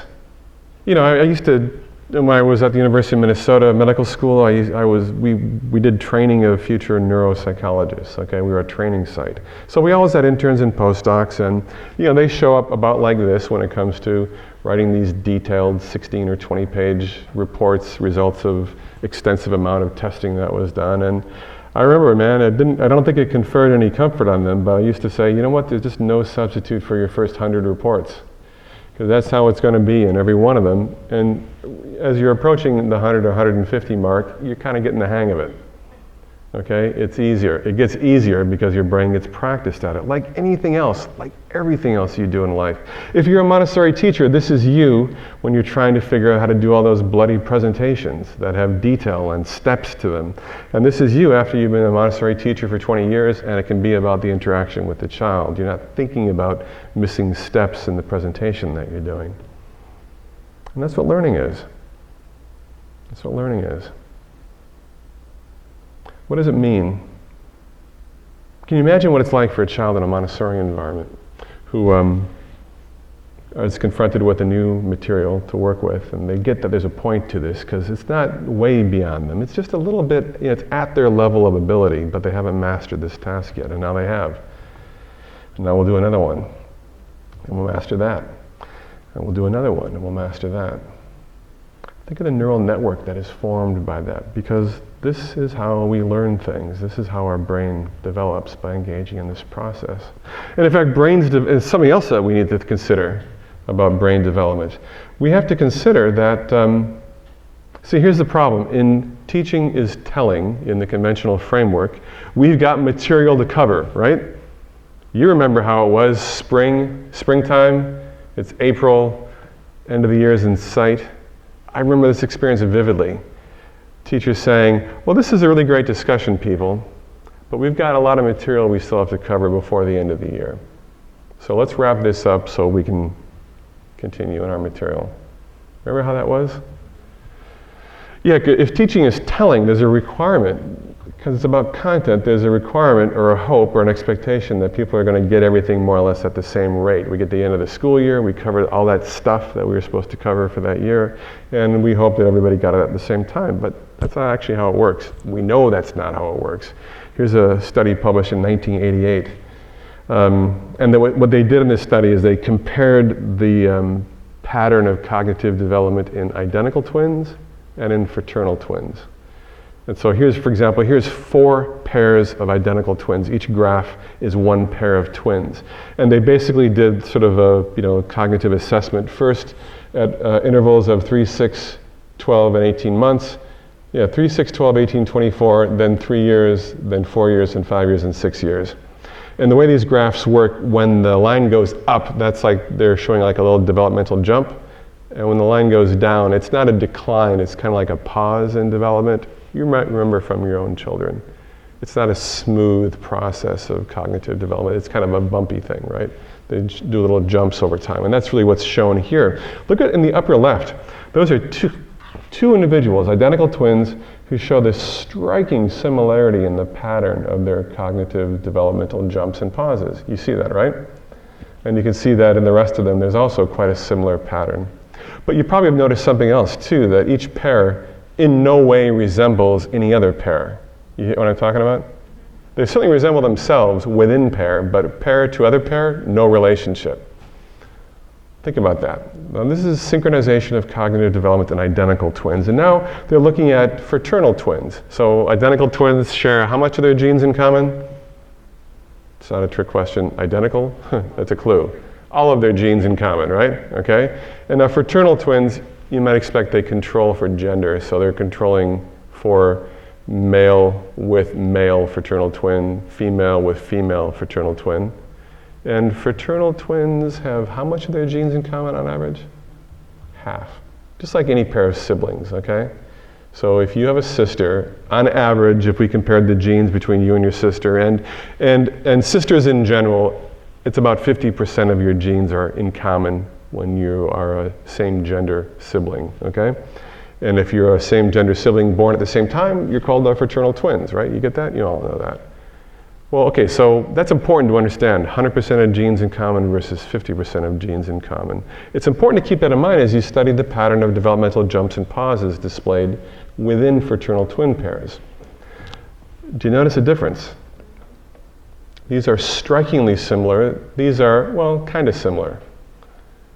Now look at across pairs. Is there any resemblance across pairs here? No. Any resemblance across pairs here? No. But if you have the same genes as your twin, even though it looks bloody random, you and your twin will show a striking similarity in your trajectory of developmental jumps and pauses. And if you have a fraternal twin, there's not nearly the amount of similarity there. And what this tells us is what anybody who's ever spent time in an early childhood learning environment knows, that people start from different points, children start from different points, they proceed at different rates, and that's just the nature of things. Because it turns out that human brains develop at a fairly genetically programmed rate, okay? Unique to that set of genes. There are general trends, and we've all seen the growth chart in the doctor's office, and you can chart similar things about general cognitive development, but individuals have these seemingly random jumps and pauses, and they're not so random, they're actually somewhat significantly genetically programmed. So now we get to the end of the school year, and maybe Marcus gets referred to me for an ADHD evaluation, and maybe these two have got something else wrong with them, or maybe they don't. Maybe their developmental jumps and pauses didn't line up with our curriculum expectations. They were left behind. Because again, children develop and learn at different rates, and that's just a fact in the bag as well. It's just the nature of things. Now we could talk about some other things as well. I want to say a couple of things about creativity. Now I'm going to start talking a bit more about Montessori. So it turns out that creativity is an important attribute in people who are successful in life. And in fact, there's an interesting book called The Innovator's DNA, The Innovator's DNA. And in this Harvard Business Review article, they interviewed the authors of that study. It was a big study that got turned into a book. They did something like, it was a 6-year study surveying 3,000 creative executives, and they did an additional 500 fairly detailed interviews from that sample. How do innovators think? And here's an important quote from the article. We also believe that the most innovative entrepreneurs were very lucky to have been raised in an atmosphere where inquisitiveness was encouraged. We were struck by the stories they told about being sustained by people who cared about experimentation and exploration. A number of the innovative entrepreneurs also went to Montessori schools where they learned to follow their curiosity. Isn't that interesting? Now, okay, to be fair, they didn't all go to Montessori schools, right? Let's acknowledge that. But isn't it striking that of all the sorts of schools that those 3,000 innovative entrepreneurs could have attended, they identified an overrepresentation of Montessori in their backgrounds.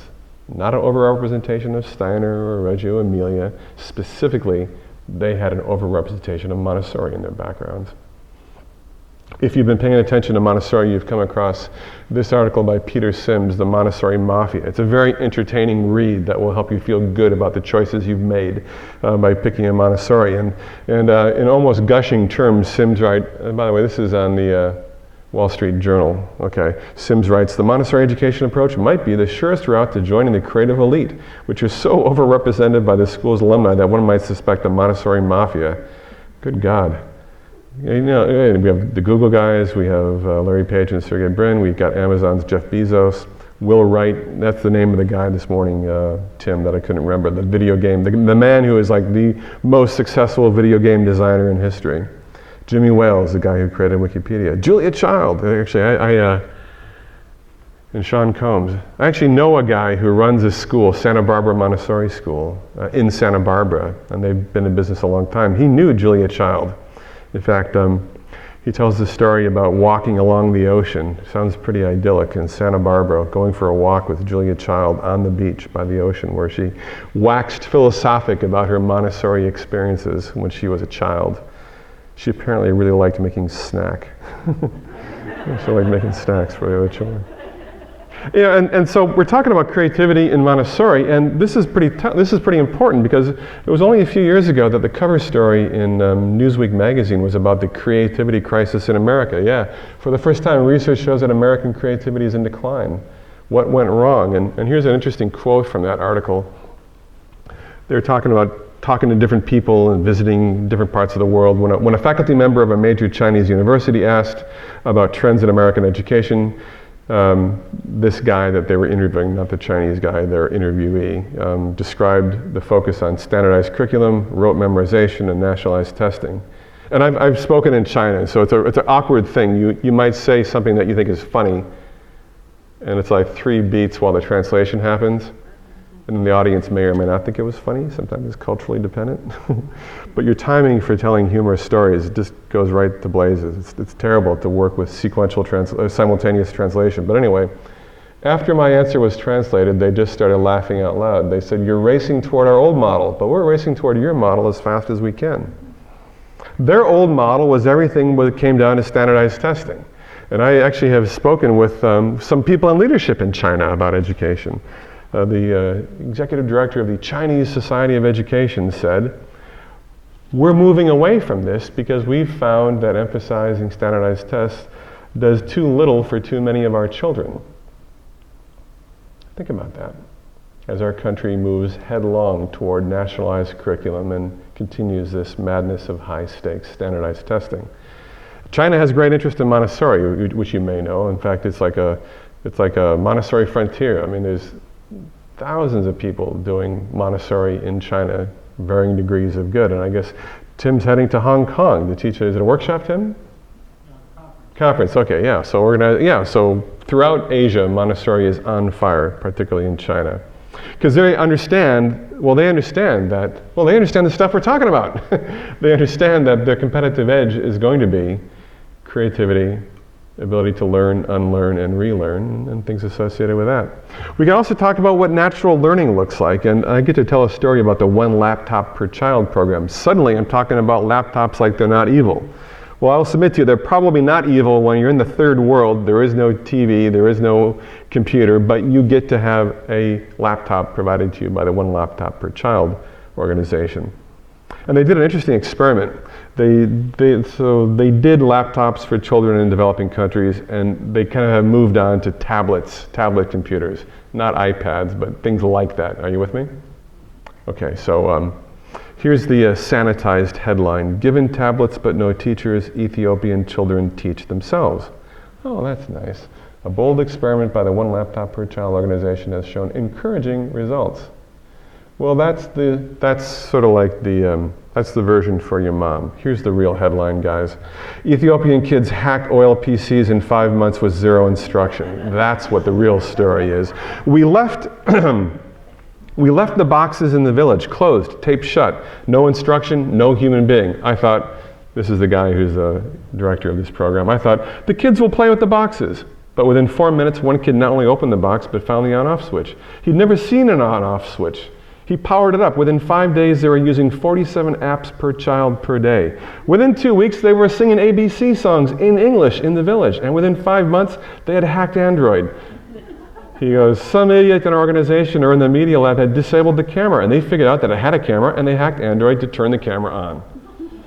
That's what children can do if you more or less leave them alone with something that fascinates them. Isn't that fascinating? They don't need a teacher. They don't need a teacher to figure that out. We'd like to think that they do, so we can feel important. But maybe they don't need that. I'll say a little bit more and then we'll wrap it up. We're almost done. I've been talking now for, what time is it here now? It's 8:20. Okay, so I've been talking for a good long time. How are you guys holding out? Almost done, okay? Finally, I want to talk about problem solving in a part of the brain called the prefrontal cortex. And I get to talk about Adele Diamond again. Now, Adele has spent her whole career pretty much as a developmental cognitive neuroscience, kind of mucking around in the prefrontal cortex, studying a set of capabilities that are known as executive functions. And I'm just kind of curious, who's heard that term executive functions before? That's usually how it is. It's more than it used to be, but it's not everybody. I'm going to quote from an article she published a couple of years ago called Interventions Shown to Aid Executive Function Development in Children 4 to 12 Years Old, okay? So this describes what executive functions are. When she's talking about it, she's talking about some key sort of general cognitive capabilities. The core executive functions are generally described as cognitive flexibility, inhibition, or the general category of self-control and self-regulation and working memory. And then she describes more complex executive functions include problem-solving, reasoning, and planning. And here's the key thing, okay? These capabilities, which are kind of general capabilities having to do with how we allocate ourselves and our resources, okay? These capabilities are incredibly important. You can imagine that general self-regulation means that you're going to be able to like navigate the world and have control of yourself, you know, not be driven by impulse, etc. Okay, so they are more important for school readiness than is intelligence. They're a better predictor of school performance than is IQ. They continue to predict math and reading competence throughout all the school years. She writes, clearly to improve school readiness and academic success, targeting executive functions is crucial. Executive functions remain critical for success throughout life, in career and in marriage, and for positive mental and physical health. You have a sense about what I'm talking about here? General category of self-regulation, most specifically.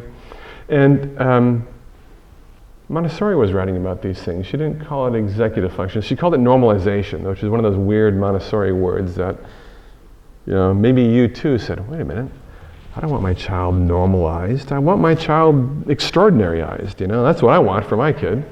But okay, bear with me. There's a reason she used this language, which we're not going to get into today. But really, and to be fair, normalization is more than just executive functions. But a big part of it basically is that you've developed good self-control. And again, these executive functions reside in this part of the brain, the prefrontal cortex. So here's what Montessori described as children who had, well, again, this attribute that she called normalization. The capacity for concentration, boom, prefrontal cortex. Self-discipline, prefrontal cortex. And independence and initiative, prefrontal cortex. Love of order and love of work. What do we mean by this? Love of order, they like an orderly environment like the one that they grew their brains in at school.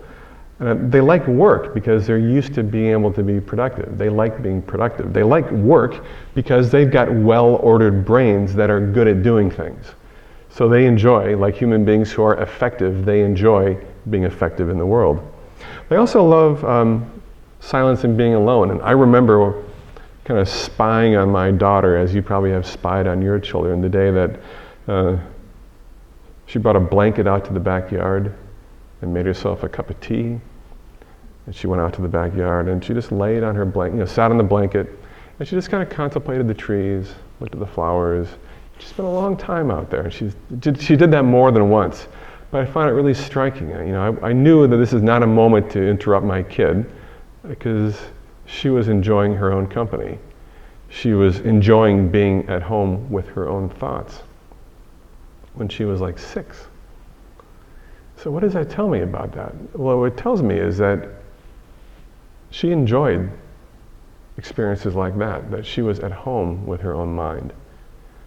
And her mind wasn't interrupted by little impulses that drifted in, and she wasn't bored by sitting there looking at the trees and the flowers.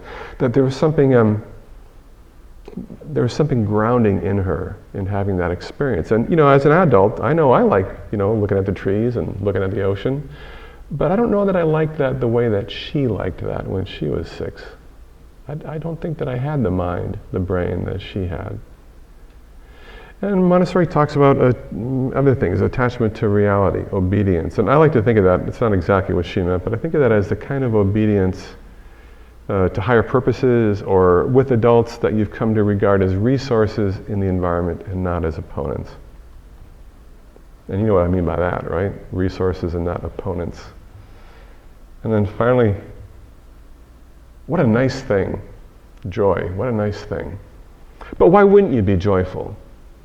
You got a brain that works well, and the research is clear on that. Maybe we'll talk about that later on. The brain is, they have superior development of executive functioning, self-regulation, and many other aspects of brain development as well. They're good at doing things. They're effective. They have, every day at school, they conduct experimental interactions in the environment. They solve problems, they teach themselves new things, they figure things out. Why wouldn't they be joyful? They're so good at doing things. They're so good at life. Why wouldn't they be?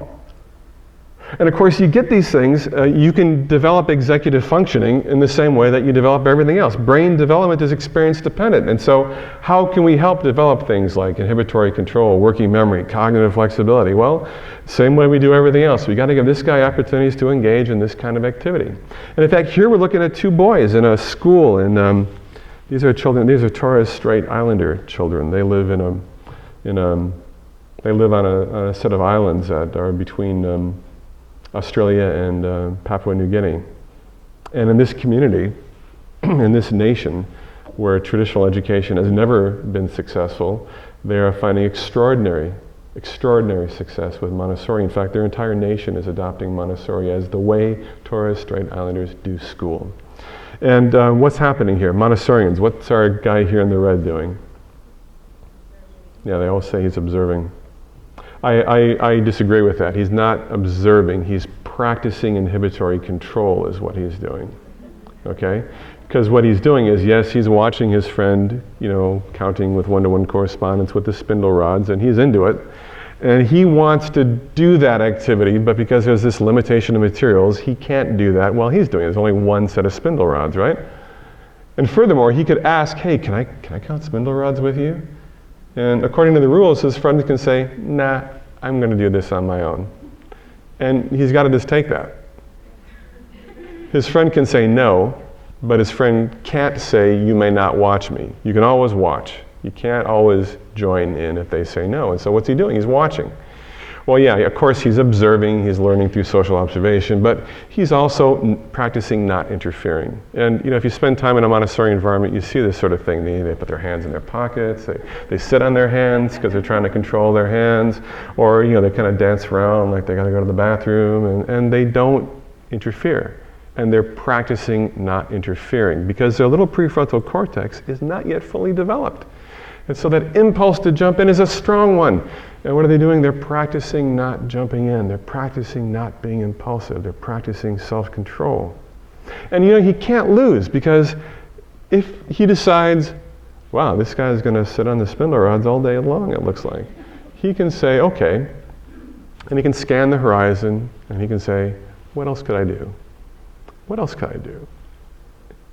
And in that act, he's practicing cognitive flexibility, okay? Which is what you need if your current course is not successful and you need to make a modification in response to some change in the environment. And in fact, it turns out that all of those things in Montessori that are, I want to say this first, that they get thousands, tens of thousands of practice opportunities. Things like practicing inhibitory control, practicing cognitive flexibility. We don't have the time to go into the details on it, but even working memory, which is different from short-term memory, they get tons of practice at utilizing working memory. All of these things that really basically come down to helping build their brain around self-regulation. And these children are walking on the line, and it's a balance and coordination task, but self-control, that key thing that is a predictor of success in all arenas in life, the ability to control the self, has its seed in controlling the body. And that's what they're also doing when they're walking on the line. In fact, when you think about executive functions and self-control, you realize that this entire environment is like a laboratory for the development of these essential cognitive capabilities. All these things, limitation of materials, they have a silence game. They practice making silence. How do you make silence? By practicing self-control. All these activities, all the practical life activities, have as a fundamental product the development of control of the body. And when you can control your body, you can make choices about what you're going to do. Like not interrupt somebody, or like stay studying this thing that you've got to learn later on in life.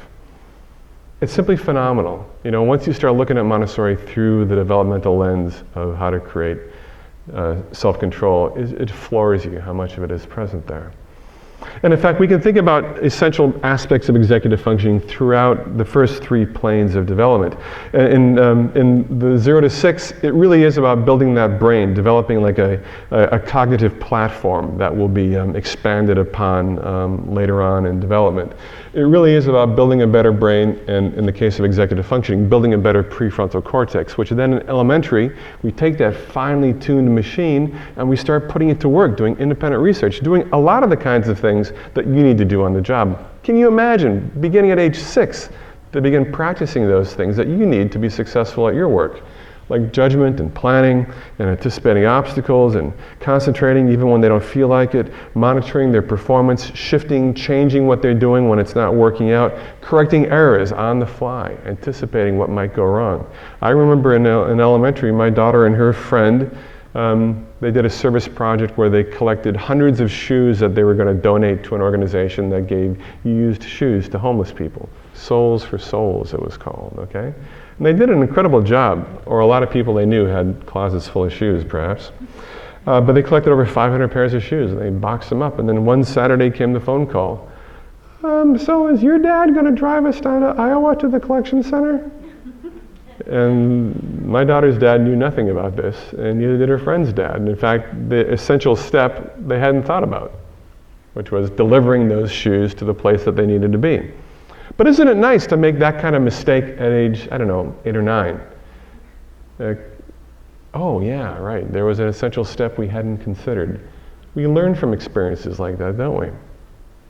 And then, today's not the day to talk about it, but in adolescence, I feel that they really begin to develop the kind of general awareness, the kinds of things that really lead to extraordinary sort of industry in the world, where they really begin to demonstrate real leadership of the sort that people demonstrate when the outcome is more important to them than their own comfort or convenience. Do you understand what I mean by that? Real leadership is, I care more about this happening than I do about, well, frankly, getting enough sleep, eating nutritious food, which I've learned I have to do, otherwise I can't be good at my mission, or being comfortable, slouching around on a Saturday. I feel like that is where that sort of will, there's an old term in psychology that's not used a lot. The term is conation, which means like willpower. Willpower is driven by understanding what your purpose is, having opportunities to have a task, to have an outcome that is more important than your comfort or convenience. We'll wrap it up in a second, but I finally want to end on this. Now, we show these things, horizontally here, right? But there really is kind of a hierarchical nature to this, and this stuff is throughout Montessori, but here's the hierarchical nature to it. You need those foundational brain-based sort of platform capabilities to be effective at life.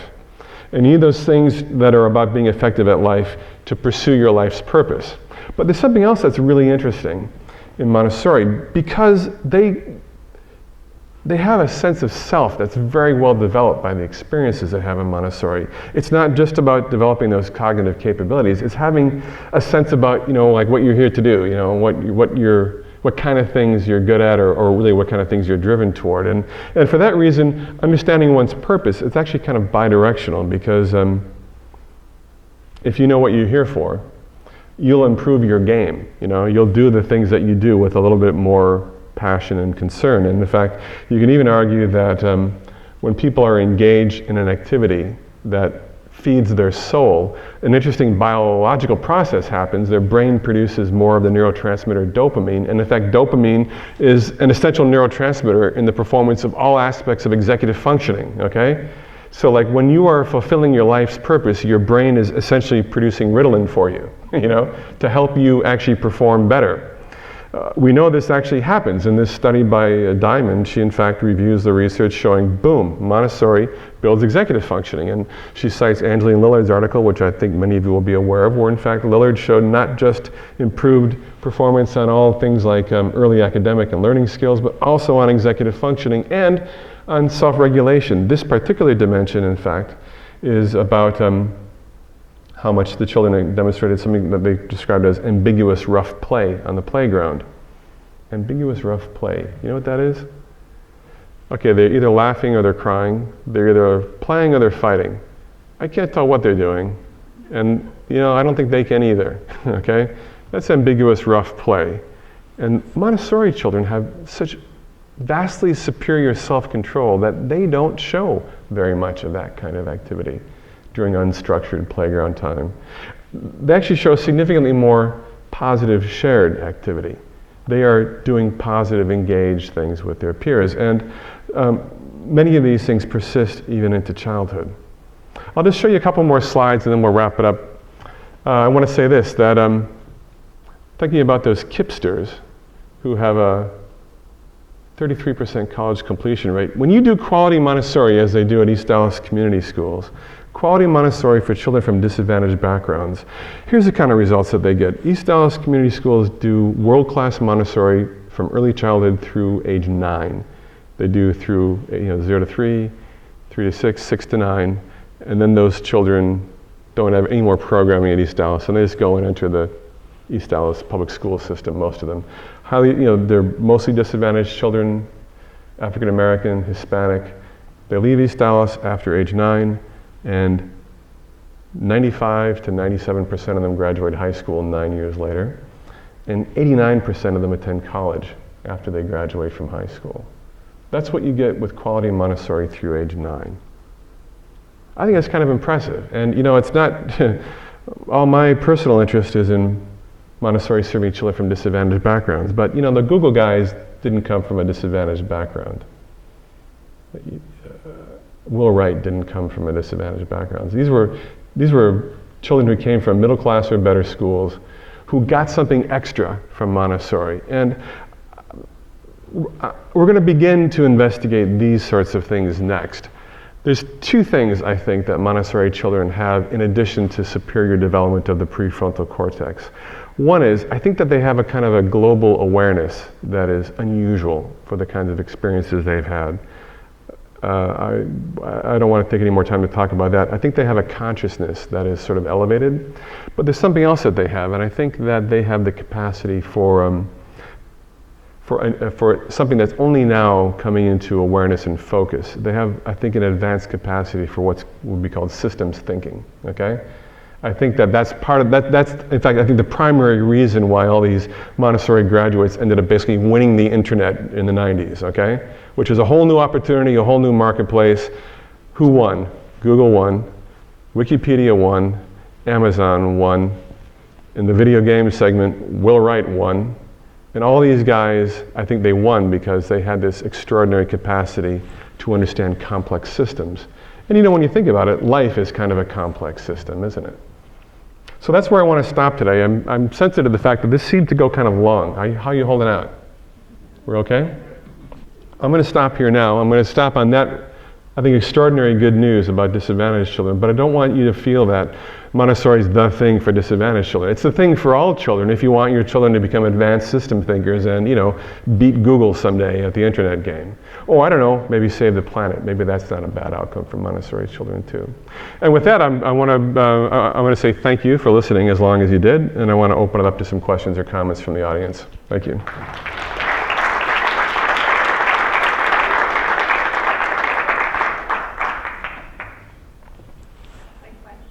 Yeah, I see a question. Here, right there. Let's hear it, yeah? And then I have to run. I was just curious about learning about the brain, how when the brain is stimulated, like learning Tetris, Yeah. and then the brain becomes accustomed to playing Tetris. Yeah. Are there any studies about happiness in general for human beings, not necessarily children, about when you're stimulated as opposed to when you've learned your routine and you're comfortable with that? Well, okay, so we know that there's a kind of a satisfaction with mastery.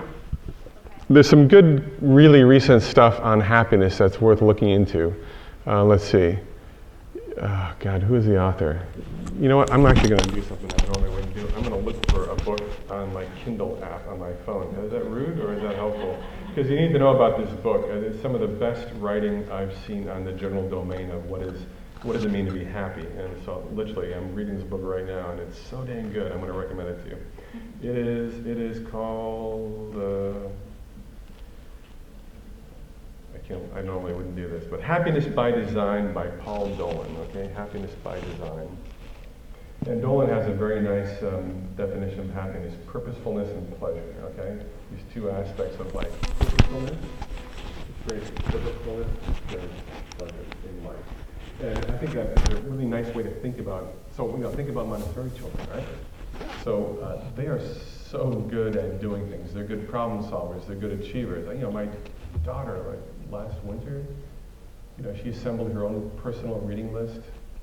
Like 150 of the best novels ever written. She's like, it has nothing to do with schoolwork.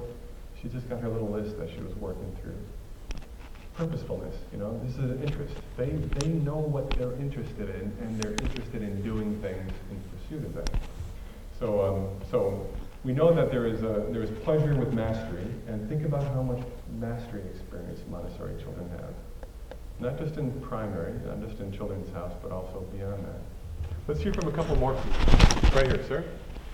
How does the traditional school teaching to the tests correlate or not correlate to the ACT or the PSAT, which all these kids have to take? Sure. Okay. So the mythology is that if we want our kids to do well on those high-stakes college entrance exams, that they need to be in this, they'll do better on those types of tests when they're within this conventional framework, because after all, they'll get lots of practice at learning and taking tests in that framework. So we haven't actually talked about this, but Tim, what's your experience been with the students who are graduates of NewGate who go on to try to, to take those sorts of tests? What do you see? Well, NewGate has actually a 99% college completion rate.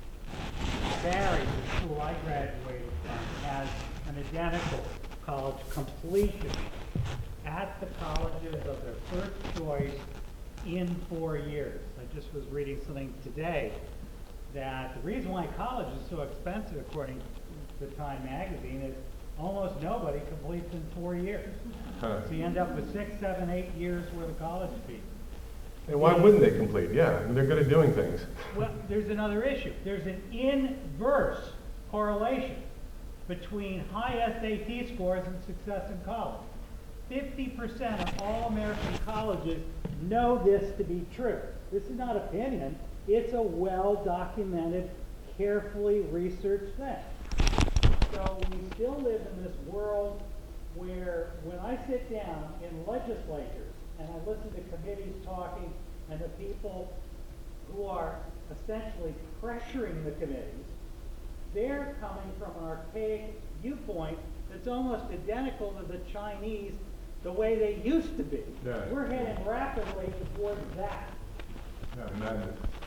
So, okay, your children will do fine on college admissions. They'll get into a college they want to go to. And I'll say something else. You're going to be next, okay? I won't forget that. But, okay, like, I used to be really concerned about where my daughter would go to college when she was a baby or even before she was born. And I remember thinking with her mother, we were out for a walk one day and wonder where our kid would go to school. And, I didn't know anything about Montessori. She said, she'll go to St. Paul Academy, the best college prep school in our region. It's where you send your kid if you want him to go to the Ivy League, okay? And to her credit, she said, well, it depends on what kind of kid she is. And I remember thinking, what do you mean? She'll be the kind of kid who does well at St. Paul Academy, Well, okay, so she completed her Montessori journey a couple of years ago, and she now goes to St. Paul Academy. And it's a very nice school. I never thought I would like it, but I like the experience that she's having there. But she's not, she didn't, a lot of these kids have been to St. Paul Academy since they were in kindergarten, It's very Tony, it's nice, privileged sort of educational opportunity. But okay, what if she didn't go to St. Paul Academy? What if she went to some Montessori school through junior high and then some sort of, let's say, garden variety public school? Lucky me, we can send her to St. Paul Academy, okay? So how would we feel about that? Boy, she has had this kind of, must be loosey-goosey Montessori experience all the way through. Now, I guess she's getting good grades, but what would it take to make sure she could really go the extra mile? What we want her to really stomp on the set. What are we going to do? Well, that's what you might think. And here's what I think now. If my kid doesn't want to go to college, I'm fine with that. Good luck finding your way to that conclusion, okay? I'm not bragging, okay? Thank you. Okay, yeah, thanks. Okay, thank you very much. But no, here's my point. I know who she is, and she knows who she is, okay? And so, my meal ticket was, of course, win at school. Get a PhD, become a professional in the world, and I'm grateful for the experience that I've had. But, that was my experience, okay? She gets to have her experience, and our concern is going to be that our kids don't know what they need. They don't know what they want, I know what's best for you. We always think like that because we're the grown-ups, right? But I know now that I don't necessarily know what's best for her. She knows what's best for her. Probably not every 16-year-old knows what's best for them. But my Montessori-educated 16-year-old kid has been in possession of her soul for most of her life, okay? And so, for example, let's say worst case outcome, right? That, here's the catastrophization. But she wanted to go to a really good college and she couldn't get in. Why? The dang Montessori, that's why, But no, if my kid decided that she wanted to aim high, here's what she would do. Everything necessary to get into a privileged educational opportunity. Stomp all over the SAT. How would she do it? I'll tell you how she would do it. She would decide on this as a goal, create a set of sort of procedures necessary to achieve that goal, and then she'd start running that program and just get out of her way.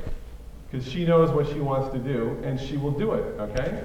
I don't need to interfere with that process. And if she, for example, decides that she doesn't want to go to college, I'll be relieved financially. But apart from that, I'm going to say,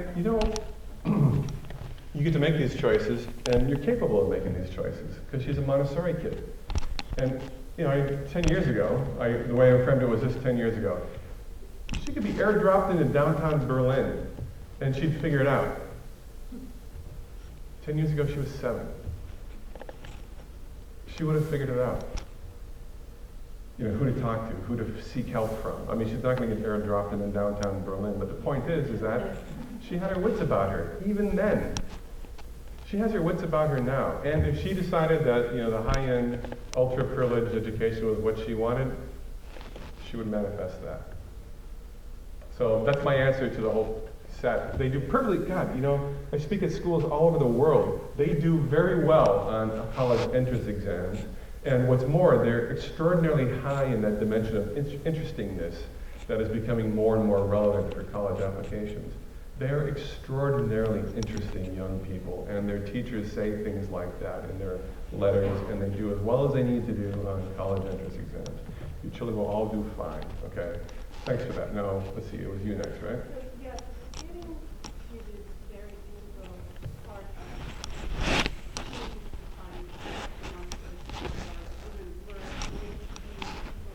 who could do that? What are we doing on a political level to, I know recently AMS, AMI got together to some state officials and to promote our college, but what else is being done there?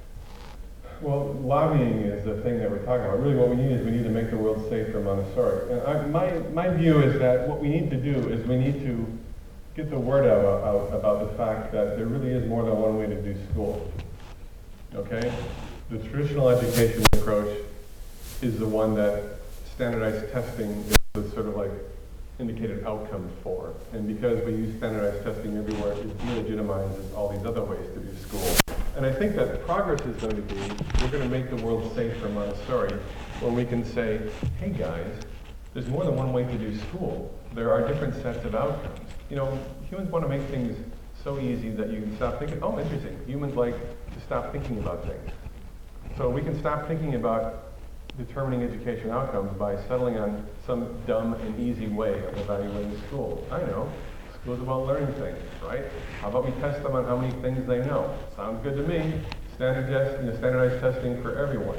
That's a really dumb way to evaluate education. Nobody doubts that in this country, I think, at this point, except the people who standardize millions or billions from standardized testing, okay? But what we need is generalized recognition that there are different sorts of outcomes, there are different sorts of children, and there are different ways to educate people.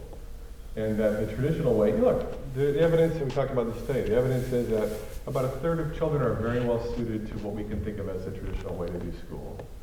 Well, a third are well suited. I got a buddy who, has an institute at Boston University. He won the school, He's a professor, he was a Rhodes Scholar. That was his framework. That's what he's good at. That was his nature. Okay? Fine.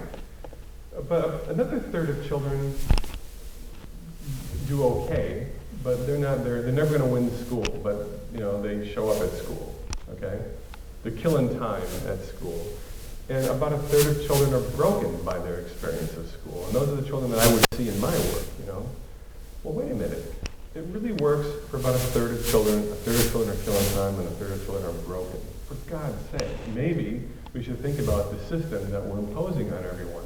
Maybe there should be different ways to do that. And so, just at a minimum, I think we need to make the world safe for everything that's not that, okay? And I think that case can be made. And ironically, I think that standardized testing is going to kill itself because people are going to be so fed up with it. They are so fed up with it. Everyone thinks it's a dumb idea. Common Core doesn't solve that problem, okay? And while there's a lot of good work done to sort of demonstrate how Montessori meets Common Core requirements and standards, we have to do that because we're slaves to the framework that is supposed to be the real framework of what school is. But no, it's just one way to do school. It's just one way. The reason I spend the time that I do talking about that is that, when I was young, when I was in school and we didn't have national curriculum, high-stakes standardized testing, there was space for all of these approaches in public education. You got to make a choice as a parent about the kind of environment that you want your child to learn in. It wasn't as comprehensive as this would suggest, but I spent time in the student-centered learning environment. That was available. Good luck finding it now when it's all evaluated based upon how well you've taught to the test. But again, all of these ways are different ways to do school, all of them legitimate. All of them are legitimate. Okay, thanks for that. Let's hear from two more people and we'll say goodnight. Two more people. Okay, we're not going to get out of here until we get two more people. Somebody's got to start. Somebody's got to start that. No one gets to stand up until somebody asks a question. Okay, good. A volunteer. So, growing up traditional school, pretty much like back when but I remember going in and then one day like, get out your number 2 pencils and you do the standard test. No idea what it was, never saw your score. Mm-hmm. So is it still much standardized tests, or is it that the funding is coming? I mean, have we, for most of us, we're standardized tests, but Mm-hmm. how do you We took them like once every 2 years, and we took it in the morning. I don't know. There was nothing said in it, it was no pressure. Yeah. Pencils, you've got a bubble in your name, and Right.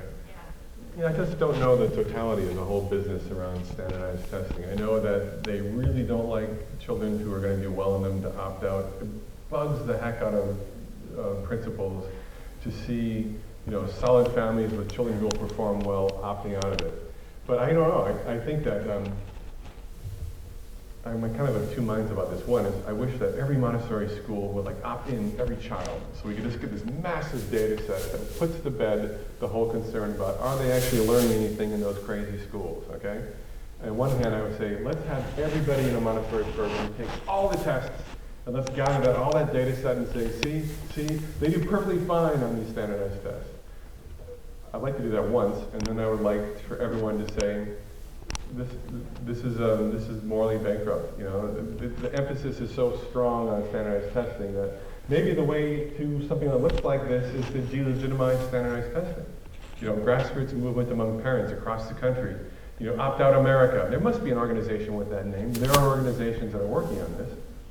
But boy, the administrations don't like this because they want to get good test scores. And of course, guess who organizes and guess who communicates and guess who networks? It is parents whose children will probably do pretty well on the standardized test, right?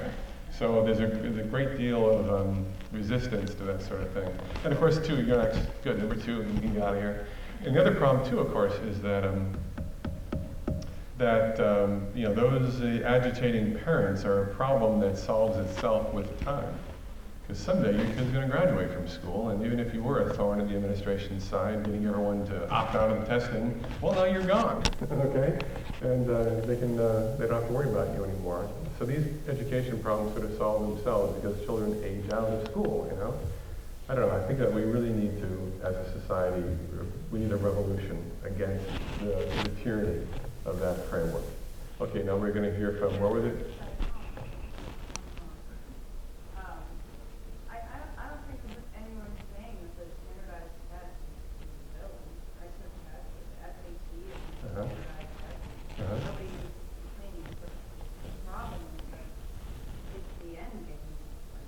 We're not teaching the kids Right on. The end game is that, They're teaching them so they can pass on test. yeah, and then they go on. It's not so much, the new, because I remember thinking before, kids, oh my gosh, I hope that attack goes away, please stay away. It'll certainly go away, and guess what? I had a child that didn't go away. It's there, so I think it's more that, teachers rely on their jobs now. My teacher didn't rely on their job, whether we did well or not. Right, Funding. yeah, So if yeah. you take that funding component out, Yeah, yeah. is the test itself the villain, or is it just that, that's how? It's just how policy was formulated, how legislation was written, and how the statutes are developed to support this framework. And it's not particularly imaginative, but who said that politicians really knew anything about education? You need to know enough to have a platform that gets you elected. That's what you need to know.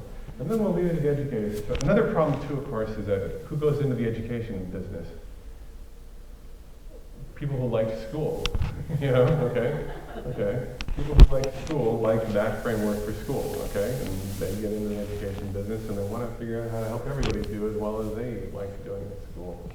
And really the problem is it's not, as you say, the standardized tests are not inherently evil, and I believe there is a place for what you might describe as benchmarking, very limited sort of, just making sure that people do know how to read, that's all, But then the trouble is the delegitimization of brain development education that comes from reliance on standardized tests. The problem is that, okay?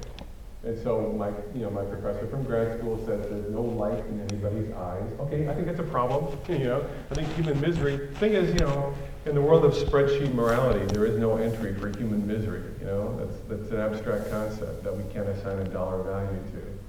So then we don't. Who said you're supposed to enjoy school? Well, I don't know. What if I didn't hate my life? Is there value in that? Anyway, I'm sensitive to time. I want to let you guys get out of here. Thank you very much for the opportunity to speak with you. Thank you for coming back.